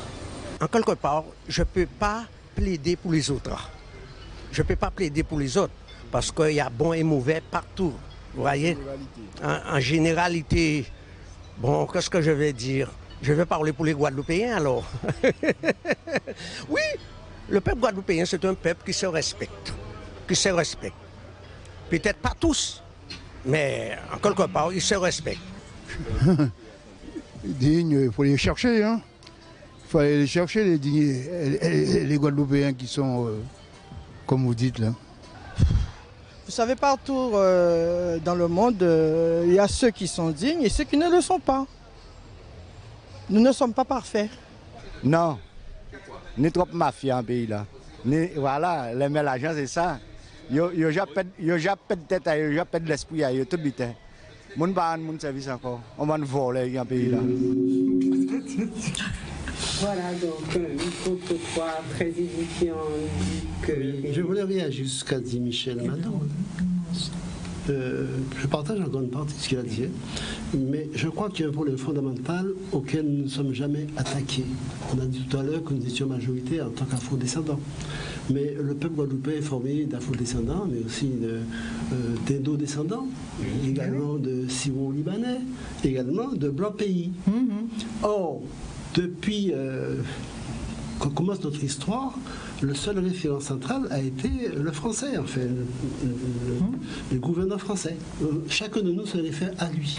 Mais jamais ces entités que constituent donc les Guadeloupéens d'origine africaine ou indienne ou syro-libanaise ne se sont rencontrés. Rencontrer, dire on se rencontre sans vous, qu'on soit à côté des Français et qu'on se parle. Nous sommes condamnés à vivre ensemble et aujourd'hui on ne se parle pas. On sait très bien que chez nos frères indiens, il y en a aussi qui estiment qu'ils sont plus proches de l'Inde que nous. Il faut dire les choses comme elles sont. Il ne faut pas faire comme si on ne voit rien du tout. Voilà, absolument. Nous sommes condamnés, entre guillemets, c'est une bonne condamnation, à vivre ensemble. Nous devons nous parler en toute franchise, en dehors du français, puisque nous sommes guadeloupéens. Et tant que cette question de la définition du peuple guadeloupéen ne sera pas abordée, et je ne dis pas résolue, mais en tout cas, que nous rentrons dans un stade de construction, eh bien on en restera là. Parce que chacun voit son avenir de façon séparée. Absolument, pays communautaire. Ah, oui. Je voulais revenir sur ce que disait Michel Nadeau à propos de la Caraïbe. Il parlait de fantasme. Mais l'anecdote qu'il a citée pour parler de fantasme, eh bien, il y a beaucoup de Guadeloupéens qui la vivent dans des régions en France. C'est-à-dire que, bon, on ne citera pas plus la Guadeloupe, alors que nous sommes très proches politiquement et nous nous sentons très proches de la France. Eh bien, beaucoup de Guadeloupéens ont vécu en France, dans certaines régions, même à Paris, des situations où on ne les connaissait pas en tant que tels, ni en tant que partie particulière de la France, ni rien. Donc, de dire... S'il y a fantasme pour la Caraïbe, en fait, le fantasme est assez généralisé. Et je voulais dire aussi que il n'y a pas si longtemps que ça, pendant la Deuxième Guerre mondiale, la Caraïbe n'était pas un fantasme. Puisque, et avant d'ailleurs, bien avant, les gens circulaient dans la Caraïbe, ils avaient des relations, etc. Il y en avait qui allaient dans d'autres îles participer aux récoltes, etc. Bon. C'était une autre époque. C'était une autre époque. Mais ce que je veux dire, c'est que je ne sais pas s'il faut parler, je comprends le sens de ce que vous dites, mais je ne sais pas s'il faut parler de fantasme. En réalité, on est dans des tas de choses avec des relations très différentes, mais on sait très bien qu'on est dans la Caraïbe. Là, en gros, il est arrivé quand Hugo, eh bien, nous t'es bien content de manger pendant une jeune sortie Dominique, etc. Donc, et quand il y a eu les gros cyclones David et Frédéric, ça remonte à quelques années maintenant, quelques décennies, eh bien, la solidarité a fonctionné, etc. Donc, je ne sais pas si on peut parler de fantasme. Il y a différentes facettes, il y a différentes... On est dans... Et ça ne se gère pas facilement. D'ailleurs, il y a plusieurs personnes qui ont dit on n'est pas simple, et ça c'est vrai. Mais je veux dire, c'est pas plus fantasme. Je ne parle pas à la place du sociologue. Du psychologue. Je ne parle pas à la place du psychologue, parce que c'était vraiment ça que je voulais dire. Voilà. Voilà. Alors, je voudrais juste dire, parce que ça me paraît important, parce que j'entends toujours ça, le fait de dire c'est bon le passé, il faut arrêter de parler de l'histoire, c'est bien gentil l'histoire. Mais personne n'a dit qu'il fallait s'arrêter en Guadeloupe dans son développement et s'arrêter et retourner sur les problèmes de l'histoire. Personne n'a dit ça. Nous avons dit que pour avancer, il faut aussi, on peut le faire de manière parallèle. Et tant qu'on n'aura pas compris ça, eh ben, je suis désolée. Quand il faut se demander, voilà, justement, quand on a une exposition permanente qui a coûté une fortune et qu'au bout de cette exposition permanente, elle a pas pour objectif, mais disons, elle a pour conséquence de pas de reconstruire, c'est ce qu'on nous avait annoncé, mais de déconstruire à nouveau et plus profondément où sont les intellectuels du pays. Vous l'avez au travers de la gorge. Ah ben oui, qui nous accompagne dans ce combat-là. Et parce qu'on considère, ben oui, mais l'histoire, c'est pas, oui, on va pas rester indéfiniment. Alors que c'est essentiel. Tous les peuples ont compris ça. Et tous les peuples qui ont été dominés ont compris qu'il faille absolument faire révéler justement tout ce qu'on a pu avoir au moins de grand pour se permettre de se projeter dans l'avenir. Et c'est ça, on n'a pas encore compris ça. Et ça, c'est une erreur fondamentale. Donc nous disons, il faut le faire ensemble, en même temps, de manière parallèle. Oui, mais alors, donc, oui, il faut passer d'un stade de dénonciation permanente à un stade d'énonciation. Dire les choses, rencontrer les choses, et l'histoire fait partie de ces choses-là. Bon, sur le côté de solidarité, c'est ce que tu disais, je suis complètement d'accord avec toi. La seule, c'est pas la seule, la solidarité la plus forte qu'on connaisse, y compris dans la Caraïbe, c'est quand il y a une catastrophe. Il y a une misère, et je te rejoins complètement, là il y a une solidarité de toute précarité, et elle est forte. Il y a quelque chose, il y a une entité, une entité, je n'ai pas d'une identité, une entité caribéenne qui fonctionne en solidarité, en écolalie, les caisses de résonance souffreteuses marchent partout et on vient, il n'y a pas de problème. Sinon sur le reste, je rejoins complètement Michel, on est complètement dans le fantasme. Il se trouve que je suis allé en Afrique, alors je suis allé en Afrique noire. Attends, je suis désolé, allez avec moi quand vous voulez à Kinshasa, au Congo, à Brazzaville et tout, vous restez une journée, une demi-journée, et puis après vous revenez en Guadeloupe vite fait. Hein. Je suis allé en Inde, je suis resté un bout de temps en Inde aussi, je suis désolé pour les Indiens et pour d'autres, c'est pas dans l'Inde que vous allez retrouver votre identité ou quoi que ce soit, je suis désolé. Il faut qu'on arrive à fonder notre identité sur la Guadeloupe en tant que telle. Et le problème qui se pose, effectivement, parce que les mythes, les fantasmes sur les terres naturelles, magiques, mythiques, ce sont des légendes historiques. Hein. Mais c'est l'Afrique, pourtant je ne sais même pas si ça a besoin de nous, et l'Inde c'est pareil. Bon, même si on y va pour se ressourcer ou je ne sais pas quoi, mais enfin, c'est du fantasme. La Caraïbe, c'était un fantasme. La majorité, j'habite dans la Caraïbe, la majorité des Caribéens ne nous connaissent pas. Ils ne savent même pas où est la Guadeloupe. On les connaît. Je suis bon. Donc, il y a une vraie réalité. C'est-à-dire que le problème qui se pose, effectivement, c'est qu'est-ce qu'on fait de notre passé, d'une part, quel enseignement, qu'est-ce qu'on en tire pour que ça soit un socle fort. Donc, c'est la première chose. Et mon idée, hein, évidemment, ferraille avec moi chaque fois là-dessus, c'est que le passé doit être dépassé, hein, c'est clair. Et c'est pas qu'on l'ignore, attention, mais on ne peut pas rester le passé. Non, c'est pas un désaccord, c'est plus compliqué. Hein, c'est une dialectique, c'est pas un désaccord. Mais l'idée, c'est que le passé doit être connu, quand même, excuse-moi. Le passé doit être connu. Oui, tout à fait. C'est pour ça que je dis que c'est une dialectique. Notre peuple ne connaît pas son. Oui, on est d'accord. Mais ça rejoint ce que disait Vita. Est-ce qu'il n'a pas les moyens, s'il veut le connaître, d'y aller? Tout simplement, effectivement, l'exposition, je ne sais pas combien de temps ils sont allés au MAC, mais je ne sais pas, ils sont allés voir ça. Donc, cette confrontation avec le passé, il faut oser la faire aussi.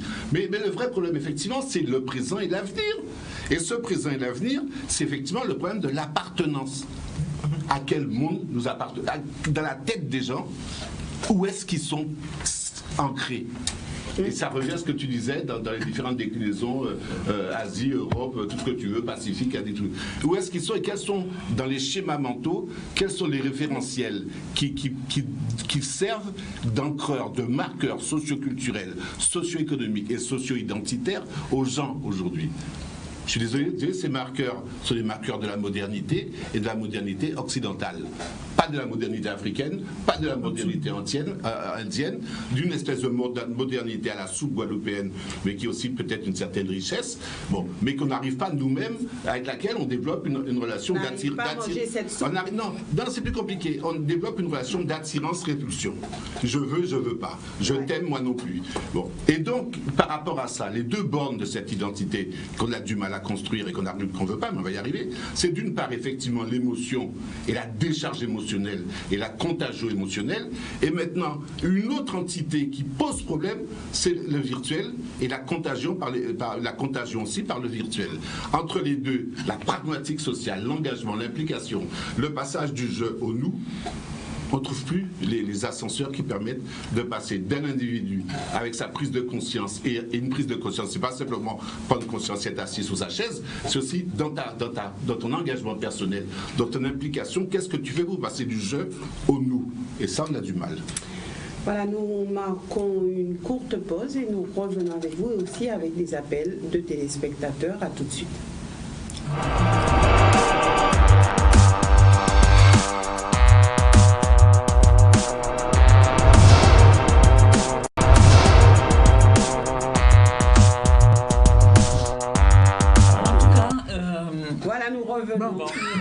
C'est vrai que c'était très intéressant hors antenne et je pense qu'il y a des choses qui seront dites de toute façon. Et puis, vous avez la possibilité, vous qui regardez cette émission, d'appeler, de donner votre avis sur ce thème et puis d'interroger aussi nos invités. Ils sont là pour ça. Donc, nous poursuivons. Alors, c'est vrai que c'est un sujet passionnant, la dignité. C'est vrai que vous n'êtes pas non plus totalement d'accord, pas d'accord sur certains points. Et je repars du côté de c'était Luc d'abord, Luc Reynette, et ensuite de Didier Auchiste. Alors Luc Reynette, vous vouliez rajouter quelques éléments par rapport à tout ce qui a été dit jusqu'ici. On a juste évoqué 2009 et on a maintenant développé. Et c'est vrai qu'en 2009, il y a des milliers de Guadeloupéens qui se sont donc mobilisés pendant des semaines et des semaines. Et on a eu le sentiment qu'il y avait 44 jours. Oui, il y avait un souffle de dignité qui parcourait ces dizaines de milliers de personnes. Et lorsqu'il y a eu effectivement la chanson La Guadeloupe c'est à nous, Pataillon, etc., quelque part, il y a eu un sentiment d'appartenance. Alors c'est dommage, on va peut-être un jour comprendre pourquoi ça n'a pas duré. Peut-être parce que la finalité n'était pas politique, elle était avant tout économique, avec les différentes revendications. Mais quand même, c'est un moment fort de la vie politique et sociale de la Guadeloupe. On ne peut pas non plus passer ça sous silence. Donc si on parle de dignité, je crois quand même qu'il y a eu un sursaut de dignité au moins c'est 44 jours, même après. Au moins. Et c'est resté dans les mémoires comme quelque chose de fort et de profondément... alors c'est pas un fantasme pour une fois, mais c'est resté comme quelque chose de liant. Ça veut dire c'est un temps suspendu de notre histoire. Un temps fort de contagion émotionnelle, de communication, de communion, plus que de communication émotionnelle. Seulement le problème qui se pose derrière, et derrière tous les mouvements sociaux, c'est derrière après, quelle est la déclinaison, quelle est la pragmatique sociale, organisationnelle qu'on met après. Tant qu'on est dans l'émotion, tant qu'on est dans l'éruption, s'il n'y a pas de problème, après on fait quoi dans l'organisation? Et l'organisation, elle est mise en place, et c'est vrai, par les outils sociopolitiques que nous avons. Or les outils sociopolitiques que nous avons, je suis d'accord avec lui, ne nous appartiennent pas. Donc ça veut dire que dès que l'émotion est finie, derrière c'est de la récupération. Non, il n'y a pas plus rien. Il y a une entreprise délibérée de récupération qui est très fine. Mais justement, 2009, c'est bien la preuve que nous portons tous en nous cela, et que justement c'est étouffé apparemment, et puis un jour ça se réveille parce qu'on est dans un contexte donné et que le contexte a produit un leader. Ça se réveille ensuite, étouffé, ensuite ça se réveille. Et ce que dit Raphaël et l'organisation après, mais ça prouve bien que justement c'est un peuple qui porte en lui cela, comme tous les peuples, mais qu'à un moment donné, ce besoin de faire émerger la dignité arrive à un point tel que voilà, elle explose. Et ce qui s'est passé en 2009. Et on ne peut pas éluder le problème de l'organisation politique représentative, parce qu'après, ce qu'on demande au peuple, c'est des émergences, qu'ils produisent quelque chose. Et c'est son honnêteté, c'est ce qu'il fait. Il le fait spontanément, il le fait honnêtement, il le fait avec dignité. Bon, une fois qu'on a soulevé ça, après, comment on le redépose au point de vue sociétal, comment on le dépose au niveau social, comment on le dépose dans l'organisation. Et c'est là qu'on va s'apercevoir que l'aliénation, les schèmes d'assimilation et d'aliénation sont puissants et verrouillent complètement les alternatives alors de liberté et deviennent carrément liberticides. Ça veut dire que par rapport aux suites logiques qu'il devrait y avoir après une irruption populaire, et ça va être une éruption populaire, on n'a pas, ou on ne prend pas, ou on ne se donne pas. Hein, c'est à voir, c'est compliqué, hein, parce que là aussi c'est pareil. Est-ce qu'on va attendre que l'autre va nous donner les clés pour notre propre libération? Je ne sais pas. C'est pas à l'autre. Ben non, c'est pas à l'autre de nous donner les clés. Je reviens avec vous tout à l'heure, puisque nous avons déjà un appel de téléspectateurs. Bonsoir, nous vous écoutons. Allez-y. Nous vous écoutons.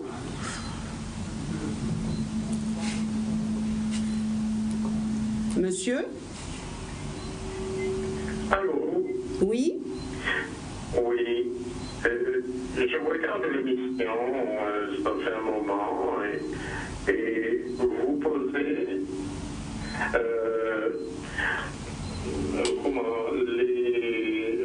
les dilemmes essentiels du peuple antillais. Vous êtes en train de poser ça à l'antenne maintenant. Sommes-nous un peuple digne? Et je vous dirais, depuis de longues années, je réfléchis là-dessus et je peux vous dire que le peuple antillais a fait pour venir précisément à ce que vous dites. Bon, on parle de la Guadeloupe. Le peuple antillais, c'est un peuple de mosaïque. Il faut retenir ce mot-là. Le mot mosaïque. Et à partir de ce mot, vous allez discuter de l'avenir du peuple antillais.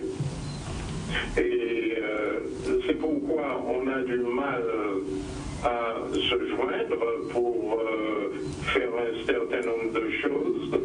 Et ce que j'appelle choses, ce sont des choses essentielles. Les politiques qui nous représentent dans cette région Guadeloupe, s'il faut étendre la sphère, je parlerai également des petites Antilles et des grandes Antilles. Ce sont des politiques qui œuvrent pour des secteurs. Pour des secteurs. Je pèse le mot, ils réagissent pour des secteurs. Et donc, ça revient à un certain individualisme et c'est presque du corporatisme. Alors, comment pouvons-nous nous sortir de ce marasme? Je ne comprends pas. Merci. Je ne comprends pas. Oui. Merci, monsieur. Nos invités essaieront de vous aider là-dessus. Alors, individualisme, corporatisme.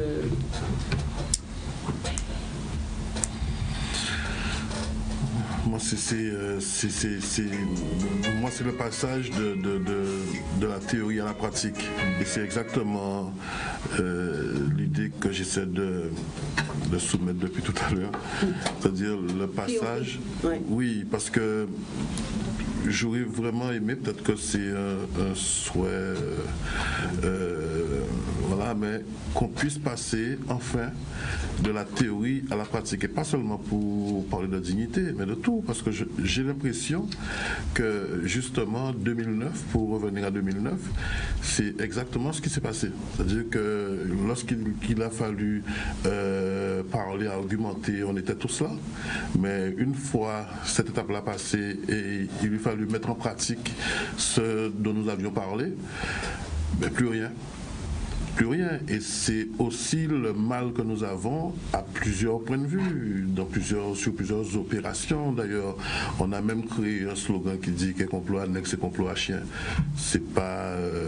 voilà, c'est que en réunion, oui, on va passer des heures à se réunir, à discuter, à émettre des idées, quelquefois des pré-solutions, voire des solutions.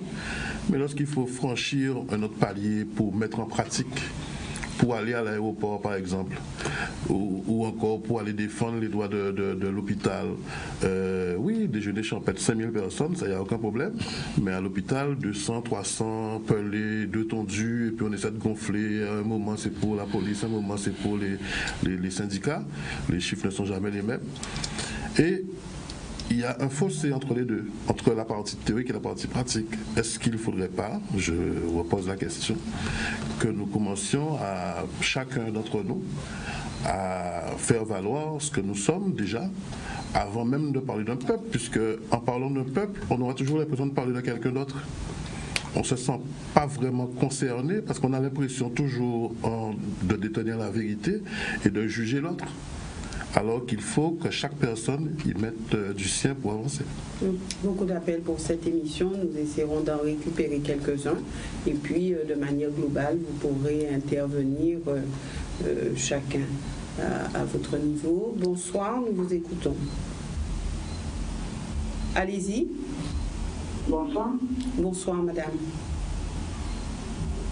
Oui, bonsoir. Alors, moi, j'ai une question par rapport effectivement au débat.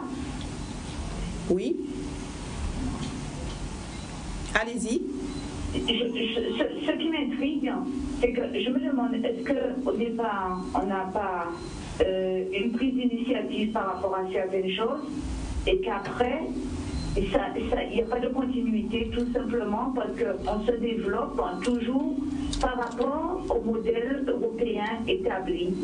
Est-ce qu'il ne faudrait pas peut-être couper avec ce modèle européen court et prendre nos responsabilités pour dire qu'on ne veut pas que ça soit eux qui nous servent de normes, mais qu'on veuille créer nos normes à nous-mêmes.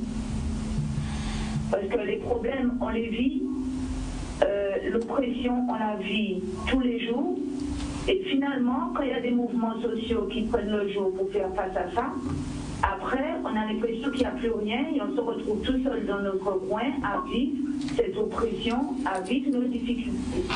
Alors que plusieurs personnes la vivent. L'exaction du système par rapport à nous, tout le monde aujourd'hui la vit. Ouais. D'accord, merci madame pour cette intervention. Donc créer nos propres normes, est-ce qu'il ne faut pas... Je peux peut-être réagir à ça. Je suis assez d'accord avec ce qu'a dit la dame. Je fais aussi le parallèle avec ce que M. Ochist disait tout à l'heure, Didier Ochist, qui a l'air de dire qu'on parle beaucoup du passé et pas tellement donc, du présent et de l'avenir, de la prise en charge de notre économie. Je pense que c'est plutôt la partie économique. Simplement, je pense que lorsqu'on parle d'économie, il faut également voir si le statut, et j'y reviens, permet effectivement un développement économique. Est-ce que le développement, il se déclare ou bien est-ce qu'il se construit dans un cadre particulier? Aujourd'hui, nous sommes intégrés à la France et à l'Europe avec ces 3 libertés, entre guillemets, qu'ont les Européens, la libre circulation des biens, des personnes et des capitaux. Moi, j'aurais souhaité effectivement que l'on puisse s'asseoir entre personnes soucieuses du développement et que nous puissions distinguer précisément quels sont ces obstacles au développement. Parce qu'il ne peut pas, on a parlé de dignité, mais il n'y a pas de dignité sans production. Moi, je suis de ceux qui ont toujours prôné la production. Je suis pour l'entreprise, de tout le temps. Je suis celui qui a écrit un projet de développement économique, il y a plusieurs décennies de cela. Donc je suis profondément attaché, effectivement, à notre capacité de produire des richesses. Parce que pour moi, la dignité passe par effectivement la production de richesses et non pas par l'assistanat, ça va de soi. Mais on ne peut pas, effectivement, dans n'importe quel cadre, créer des richesses et de l'activité. Entièrement d'accord avec ça. D'ailleurs, la question de la dame concernant l'Union européenne ou l'Europe, mais est-ce qu'on a le choix de faire ce qu'on veut faire avec les sous de l'Europe sans l'Europe? Alors ça, c'est une première chose. Mais deuxièmement, pour parler de richesse économique, est-ce qu'il n'y a pas justement une histoire d'amour de soi-même et de notre compatriote? Parce que l'histoire est simple, 2009 nous l'a démontré. Est-ce que si nous avions eu et gardé l'élan de solidarité que nous avons eu pendant très peu de temps, à plus ou moins moyen, voire long terme, est-ce que nous n'aurions pas justement créé quelque chose autour de ça? C'est là, parce qu'on parle d'économie, mais pour parler d'économie, ça veut dire que quand tu as un ami, un frère guadeloupéen qui monte une affaire, ben, que tu t'intéresses à ce qu'il fait et tu l'aides à pérenniser son affaire. Mais si quand il a son affaire, tu lui tournes le dos et tu as une crise de jalousie parce que tu as l'impression, et c'est pour ça que je veux revenir aussi d'ailleurs, Evita, sur l'histoire des intellectuels, parce que j'ai pas l'impression qu'ils nous ont rendu que des services, puisque quelque part, on a ce désamour de notre compatriote qui fait que lorsque quelqu'un crée une affaire ici, ben, il n'est pas suivi par son peuple. Donc, à quel moment commence l'histoire ? Est-ce qu'il faut commencer par aimer son prochain, faire les affaires et les couler ou ne pas les réussir? Comment ça se passe? Justement, c'est ma question. Nous partons du côté du téléphone. Oui. Je voulais répondre sur ça. Et puis vous pourrez réagir tout à l'heure. Bonsoir.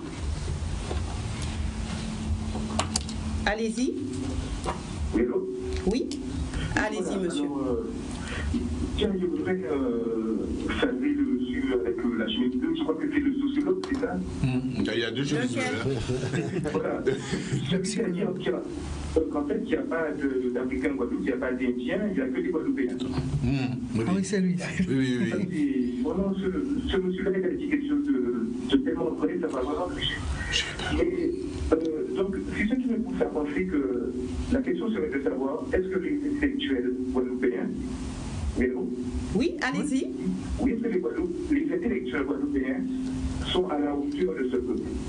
Parce que l'histoire l'a montré, en fait, ce peuple qui est vaillant, ce peuple qui est courageux, aujourd'hui, sa jeunesse est obligée de s'en aller, d'aller à l'étranger, d'aller aux États-Unis, d'aller en Europe, d'aller chercher du travail ailleurs. Et nous sommes remplacés par de nouvelles populations. D'accord? Et bon, qui sont d'ailleurs les bienvenus, mais il y a une part de nous-mêmes, qui s'en va, qui sont étalés. Et nous sommes remplacés par des gens que le gouvernement vient avant, parce que ce sont des gens qui ont des difficultés économiques, donc ce sont des gens qui sont plus serviles. Voilà, donc la mentalité guadeloupéenne, c'est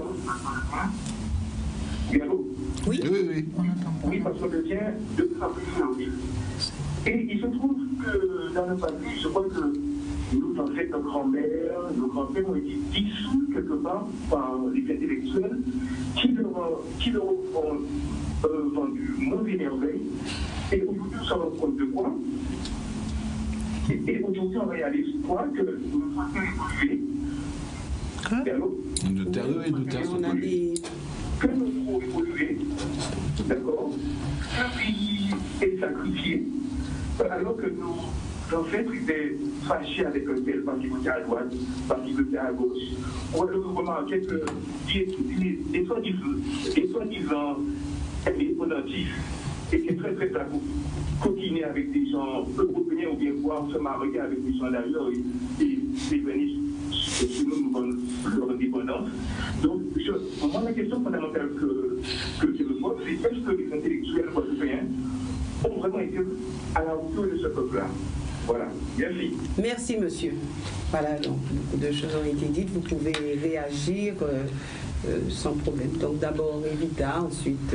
Je voulais juste réagir à ce que vient de dire Didier, à savoir pourquoi justement il n'y a pas cette solidarité dans la communauté qui fait que voilà, un Guadeloupéen crée un commerce, crée une activité, et pourquoi les Guadeloupéens... Mais ça prend.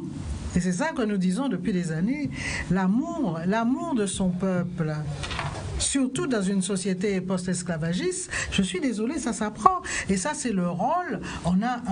Les enseignants ont un rôle essentiel à jouer dès les petites classes. Quand ils sont... Non. Michel, quand ils sont à l'âge... Mais Michel, c'est quel âge? Non, Pas à 3, là. Les élèves. C'est 11-15, quoi. Hein? 11-15. Voilà, c'est un peu tard déjà. Parce que je veux dire, on peut toujours, même à 70 ans, c'est pas ça. Ce que je veux dire par là, c'est que la construction là, de l'enfant dès l'âge de 3 ans, c'est essentiel. Or, on ne le fait pas. Et c'est ça la question aussi, parce que ça s'apprend. On ne naît pas comme ça à aimer son pays, par exemple. Hein. Donc ça s'apprend. Donc c'est la première chose. Et voilà un travail essentiel que les enseignants pourraient faire, parce qu'ils ont une liberté hein, au niveau de...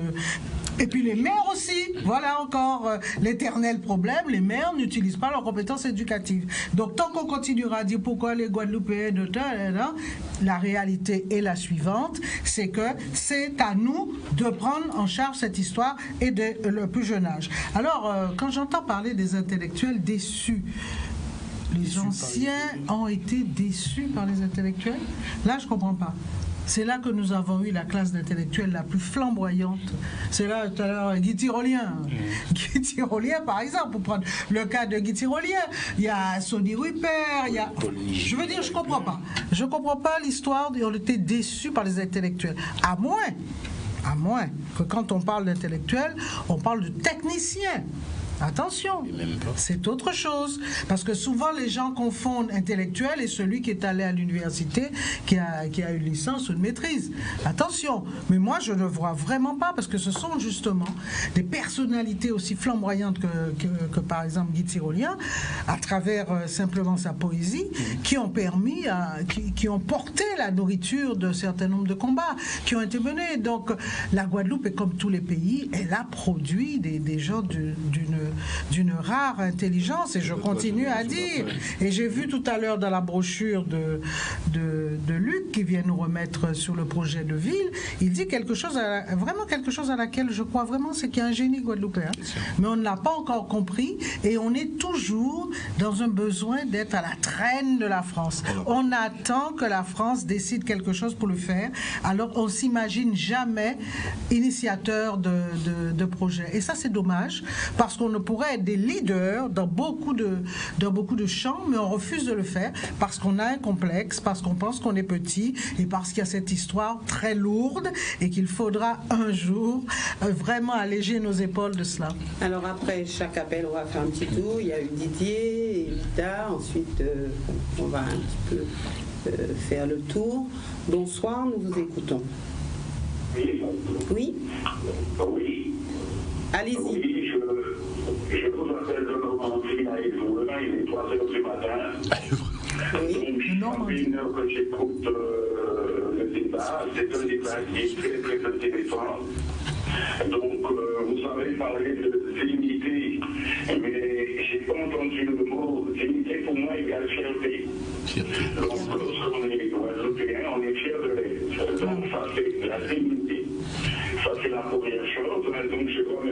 Raphaël Séroulet là, donc je le connais très bien. Donc, je vous un débat, mais vous n'avez pas parlé un peu de la jeunesse, parce que n'oubliez pas que nous sommes maintenant dans la question G5, 5e génération en informatique. Vous parlez il y a 30 ans, il y a 40 ans, mais nous, avec les jeunes maintenant, avec les réseaux sociaux, nous sommes obligés de vivre avec le temps qu'on a en ce moment. Donc, le passé, il ne faut pas l'oublier, il faut toujours bien l'enregistrer et le mettre quelque part à parler de temps en temps pour renouveler toujours la mémoire. Mais vous oubliez quand même la jeunesse maintenant, ça va tellement vite, ça va de 100 à l'heure, comme je le répète, on est en 5e génération, donc il faut aussi que vous essayiez entre vous de discuter et de donner aussi une information à la jeunesse qui vous écoute, parce que vous voyez, il est 3h03 et c'est très très intelligent le débat, mais essayez aussi de mettre une partie du débat pour les jeunes, parce que là vous parlez entre vous, quelquefois vous n'êtes pas d'accord entre vous, mais essayez de donner aussi une communication ou un petit message à la jeunesse qui vous écoute. Merci de m'avoir écouté et la fin, je te dis bonsoir. Salut, bonsoir. Merci monsieur de nous suivre à cette heure tardive. C'est super. Oui, alors la jeunesse, on en parle. Comme quoi, c'est peut-être plus facile de percer pour répondre à la question des intellectuels, et Luc est bien placé. Je suis sûr que Luc fait plus de conférences à l'extérieur de la Guadeloupe qu'en Guadeloupe. Oui. Bon, moi, c'est pareil. Bon, je n'ai pas demandé à quelqu'un d'appeler, mais je peux tourner partout dans le monde beaucoup plus facilement qu'en Guadeloupe. C'est aussi la réponse à la question des intellectuels. Est-ce que la Guadeloupe fait travailler ces intellectuels? Si je comptais sur mon chiffre d'affaires en Guadeloupe, j'irais pas loin. Hein. Eh bien voilà. Et ce que tu viens de dire, Raphaël, est essentiel. C'est comme les psychologues. Nous avons un psychologue, mais brillantissime, qui a une méthode pour apprendre à lire. Tout à fait. Et le vivre ensemble. Apprendre aux enfants dès l'âge de 3 ans le vivre ensemble. Eh bien, il y a des enseignants, pour apprendre sa méthode, sont obligés de payer une formation de leur poche, alors que voilà quelqu'un qui pouvait apporter énormément de sa compétence dans son domaine et qui serait fondamental. Mais on ne s'en occupe pas. Voilà. Et qui est enseigné dans des universités françaises. Voilà. Alors d'abord avec Michel sur ce problème de la jeunesse, ensuite... Oui. Non, il n'y a pas ni pour problème à la jeunesse, parce que de toute manière, là, nous quoi parler de dignité, dès le départ, on est tous clairs dessus, c'est par rapport à la postérité. Donc tout ce qu'on fait, tout ce qu'on entreprend, toute réflexion, elle est par rapport à ce qu'on laisse, donc forcément par rapport à la jeunesse. Et chaque génération est censée être meilleure que celle d'avant. Donc a priori, le souci de la jeunesse... Il y a un progrès. Non, mais j'ai dit censé. Donc le souci de la jeunesse, on l'a dès le départ. Alors c'est vrai très souvent, on se pose la question sur la résistance de manière philosophique. Est-ce que être résistant, c'est une nature ou c'est une culture?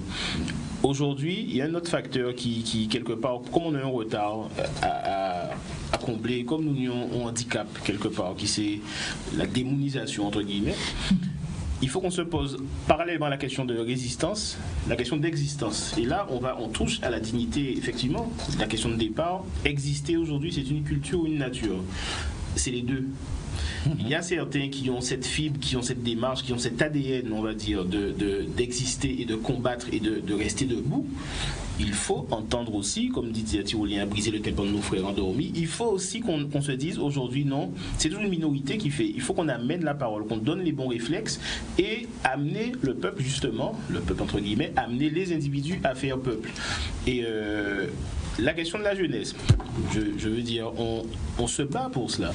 On se bat pour que les Guadeloupéens, quand il dit les jeunes sont obligés de partir, je ne sais pas si un auditeur qui a dit ça, les jeunes sont obligés de partir, je combats ce genre de propos. Pas le monde pas obligé de partir. Tu pars te former, tu reviens travailler pour ton pays.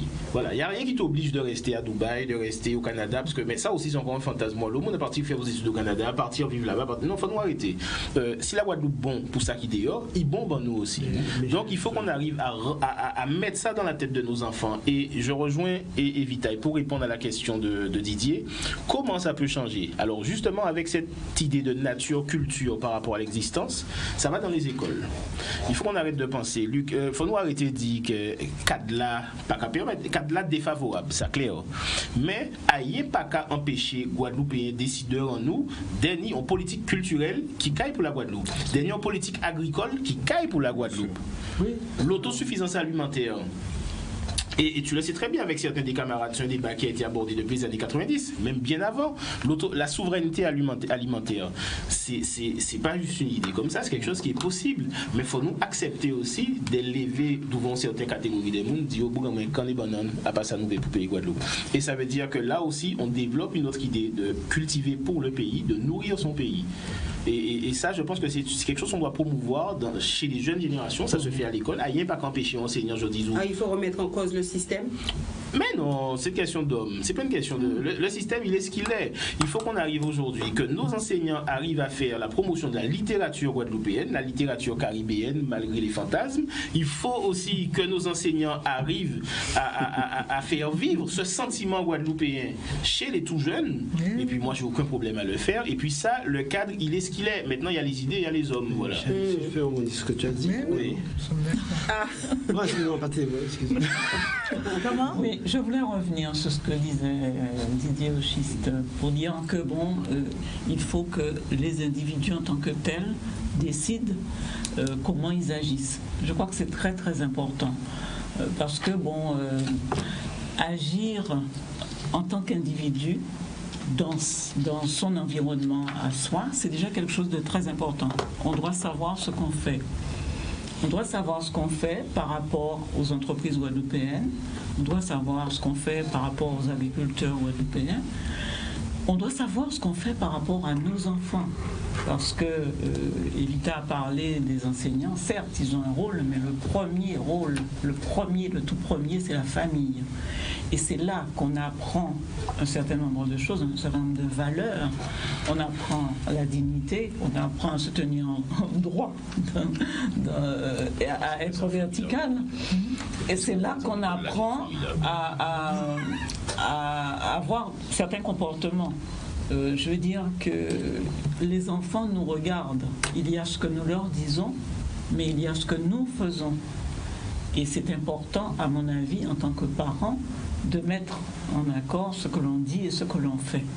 C'est bien beau de parler de certaines choses, mais concrètement dans sa vie, voilà, l'enfant il regarde, et s'il y a une dichotomie entre ce que l'on fait et ce que l'on dit, eh bien c'est clair que lui, il va pouvoir se laisser influencer par ce qu'il va rencontrer dans la vie. Donc les enseignants peuvent faire des choses, ils peuvent rattraper dans une certaine mesure, mais fondamentalement, et je me souviens de débats d'états généraux, projet Guadeloupe Société, on retrouvait toujours ces deux piliers, la famille et l'école. Voilà. Je voudrais juste dire que la famille, c'est évidemment, on est dans la cité idéale où la famille et l'enseignant, tous les deux sur le même chemin. Le problème qui se pose, c'est que vu le conditionnement dû à l'histoire, c'est pas toujours évident que la famille joue ce rôle important, justement, de l'amour de son pays, l'amour. Voilà, donc l'enseignant a un rôle, et je dis bien le maire, dans sa grande compétence éducative, a un rôle essentiel dans ce domaine. Alors, mesdames, nous laissons la parole à... Pardon, je n'ai pas beaucoup parlé. Je voulais revenir un petit peu sur ce que disait Raphaël Spéronel pour dire qu'il y avait une cassure. Parce qu'effectivement, la famille et l'école, nous avons connu des périodes où tout le monde était répressif, tous ensemble, l'église, la famille, l'éducation, etc. Actuellement, nous sommes dans une phase où chacun tire de son côté. Et ça, je crois que là, il y a véritablement une fracture dans la société guadeloupéenne. Voilà. Pardon. Non, c'est très bien.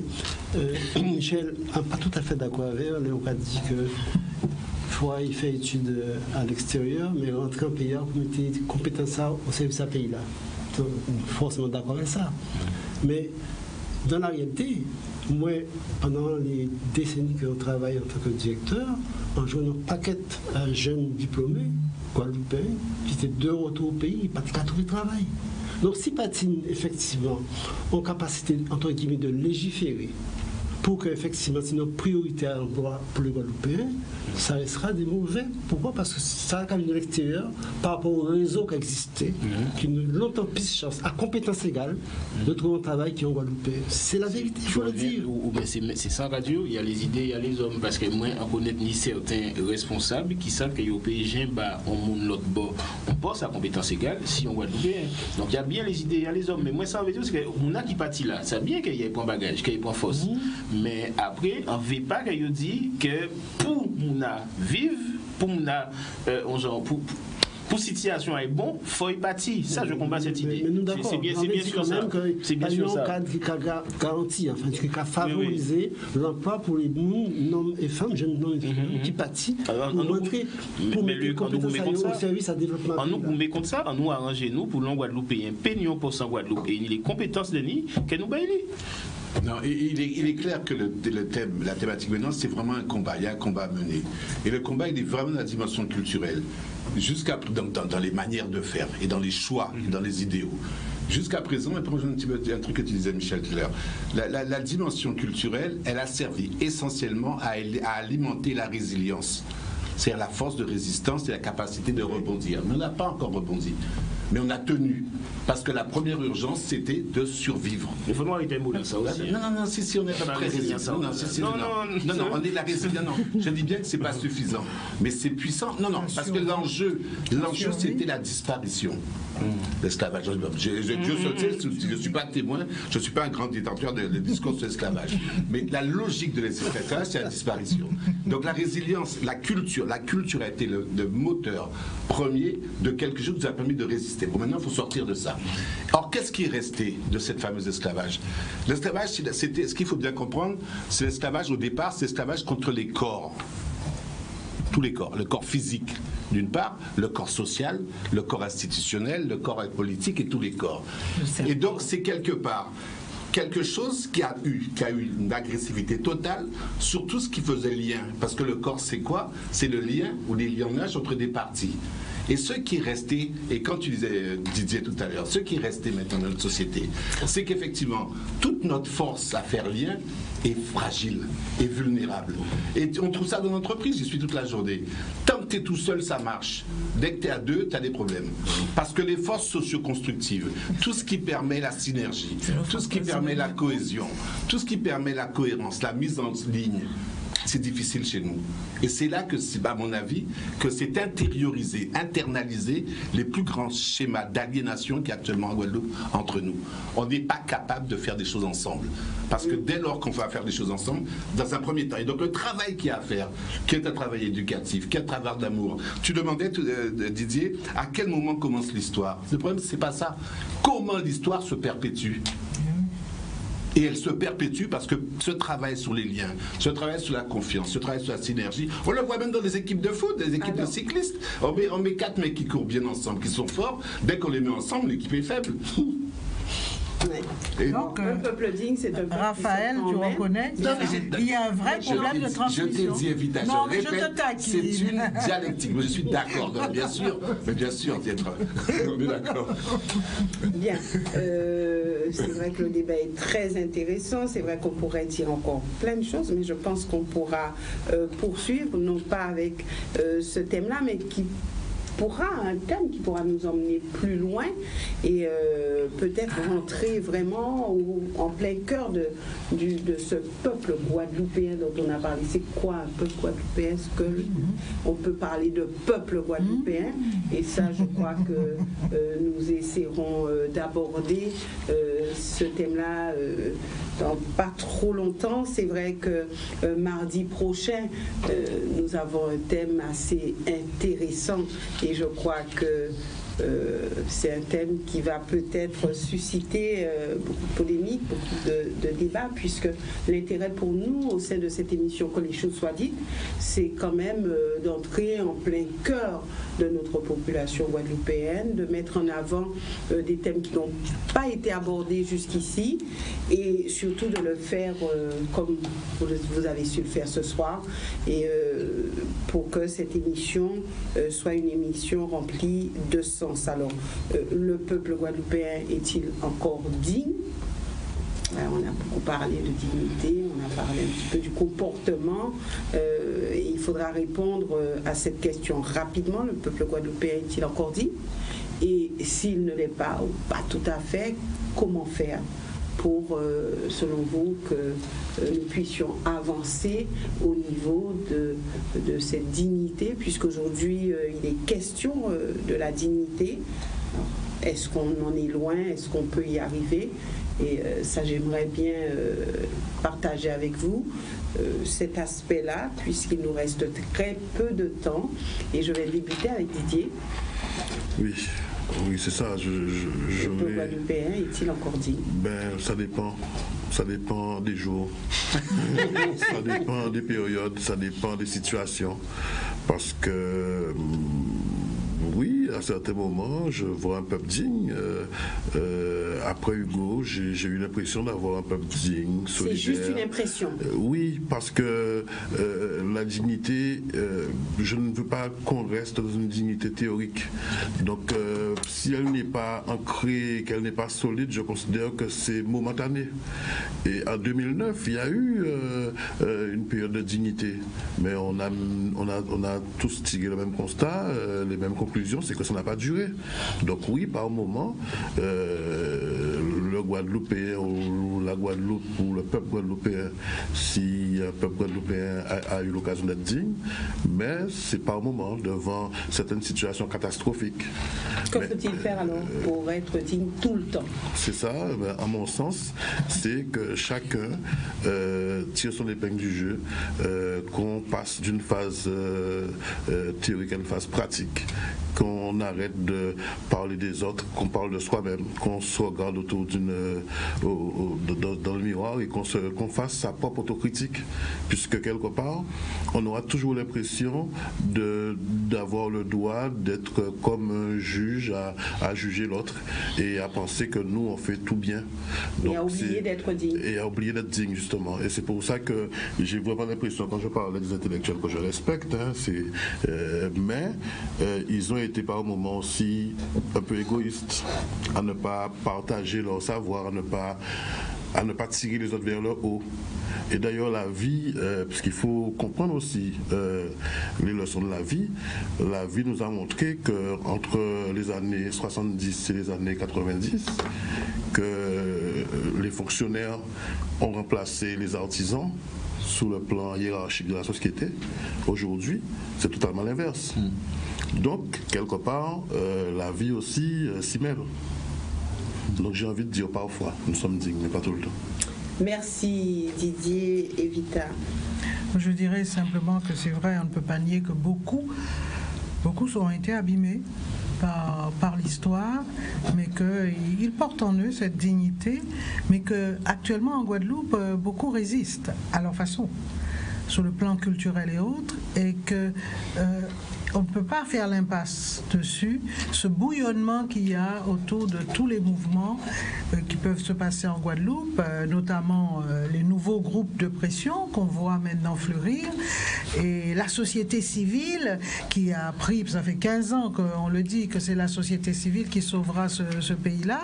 Eh bien, la société civile intervient de plus en plus dans tous les champs de compétences. Elle demande des explications, comme nous on vient de faire d'ailleurs l'affaire de forage. On a appris en catimini qu'il y a une question de forage de la soufrière, faire de la géothermie. Et bien, tout de suite, on est intervenu en disant on veut des explications, et les scientifiques commencent à nous en donner alors que ça se passait en catimini. Donc cette société civile, elle est vivante, elle a beaucoup de choses à dire et à exprimer, et surtout, ce qu'elle exprime d'abord, c'est l'amour de son pays.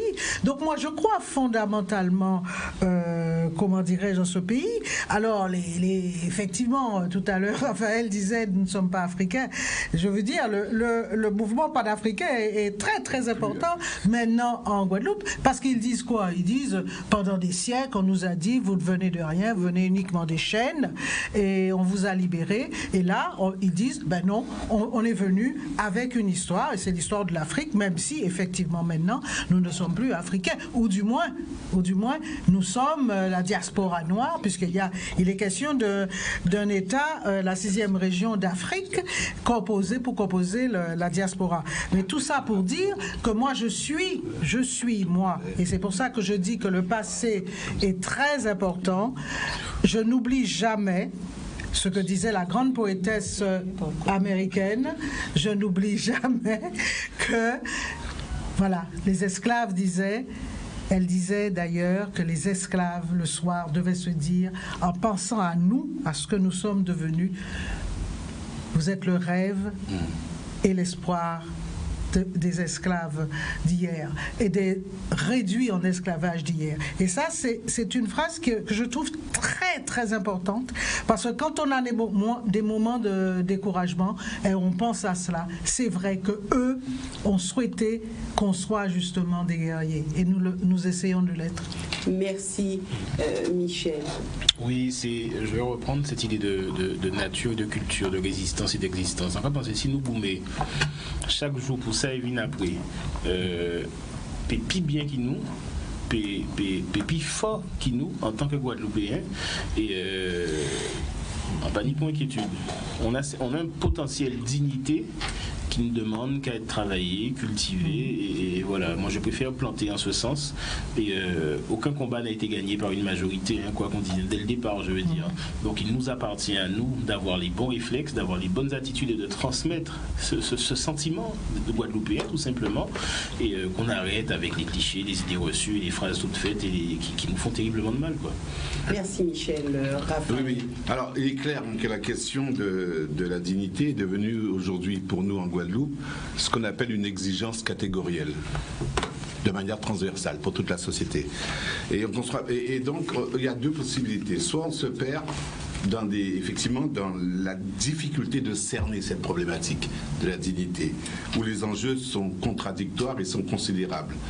Moi, c'est plus mon choix. Et je rejoins un petit peu Michel en tant que pédagogue, résolument. Maintenant, je pose cette exigence de dignité comme un besoin d'aspiration à être. Et je travaille dans ce sens-là. Merci. Delisle. Oui, je voudrais dire que nous trouvons que les choses ne vont pas assez vite, et c'est normal. Mais c'est vrai que quand on regarde ce qui s'est passé dans l'histoire d'autres peuples, ça prend du temps pour que les gens fassent peuple. Donc nous avons tous une responsabilité par rapport à ça.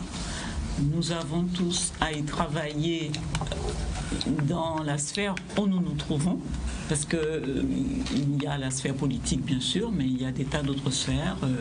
La société civile, oui, il faut que nous soyons très vigilants sur ce qui se passe autour de nous pour préparer l'avenir de ceux qui viennent après. Merci Luc. Oui, alors je dirais que notre peuple a en lui les germes de la dignité, et qui ne demande qu'à éclore. Et pour rejoindre un peu ce que disait tout à l'heure Evita, qui rappelait cette fameuse phrase comme quoi nous, descendants de ceux qui ont été Israël, avions un devoir, je vais citer à mon tour Delgrès, terminé, qui disait que d'autres après nous viendront qui, plus heureux, conquéreront eux cette liberté que nous n'avons fait qu'entrevoir. Merci mesdames, merci messieurs d'être venus sur ce plateau. Merci aussi à vous téléspectateurs de nous suivre. Merci à tous ceux qui nous ont appelés. Je sais que vous êtes nombreux à ne pas pouvoir poser vos questions ou à réagir, mais le rendez-vous se poursuit mardi prochain sur un autre thème, mais tout aussi intéressant. Excellente soirée à tous.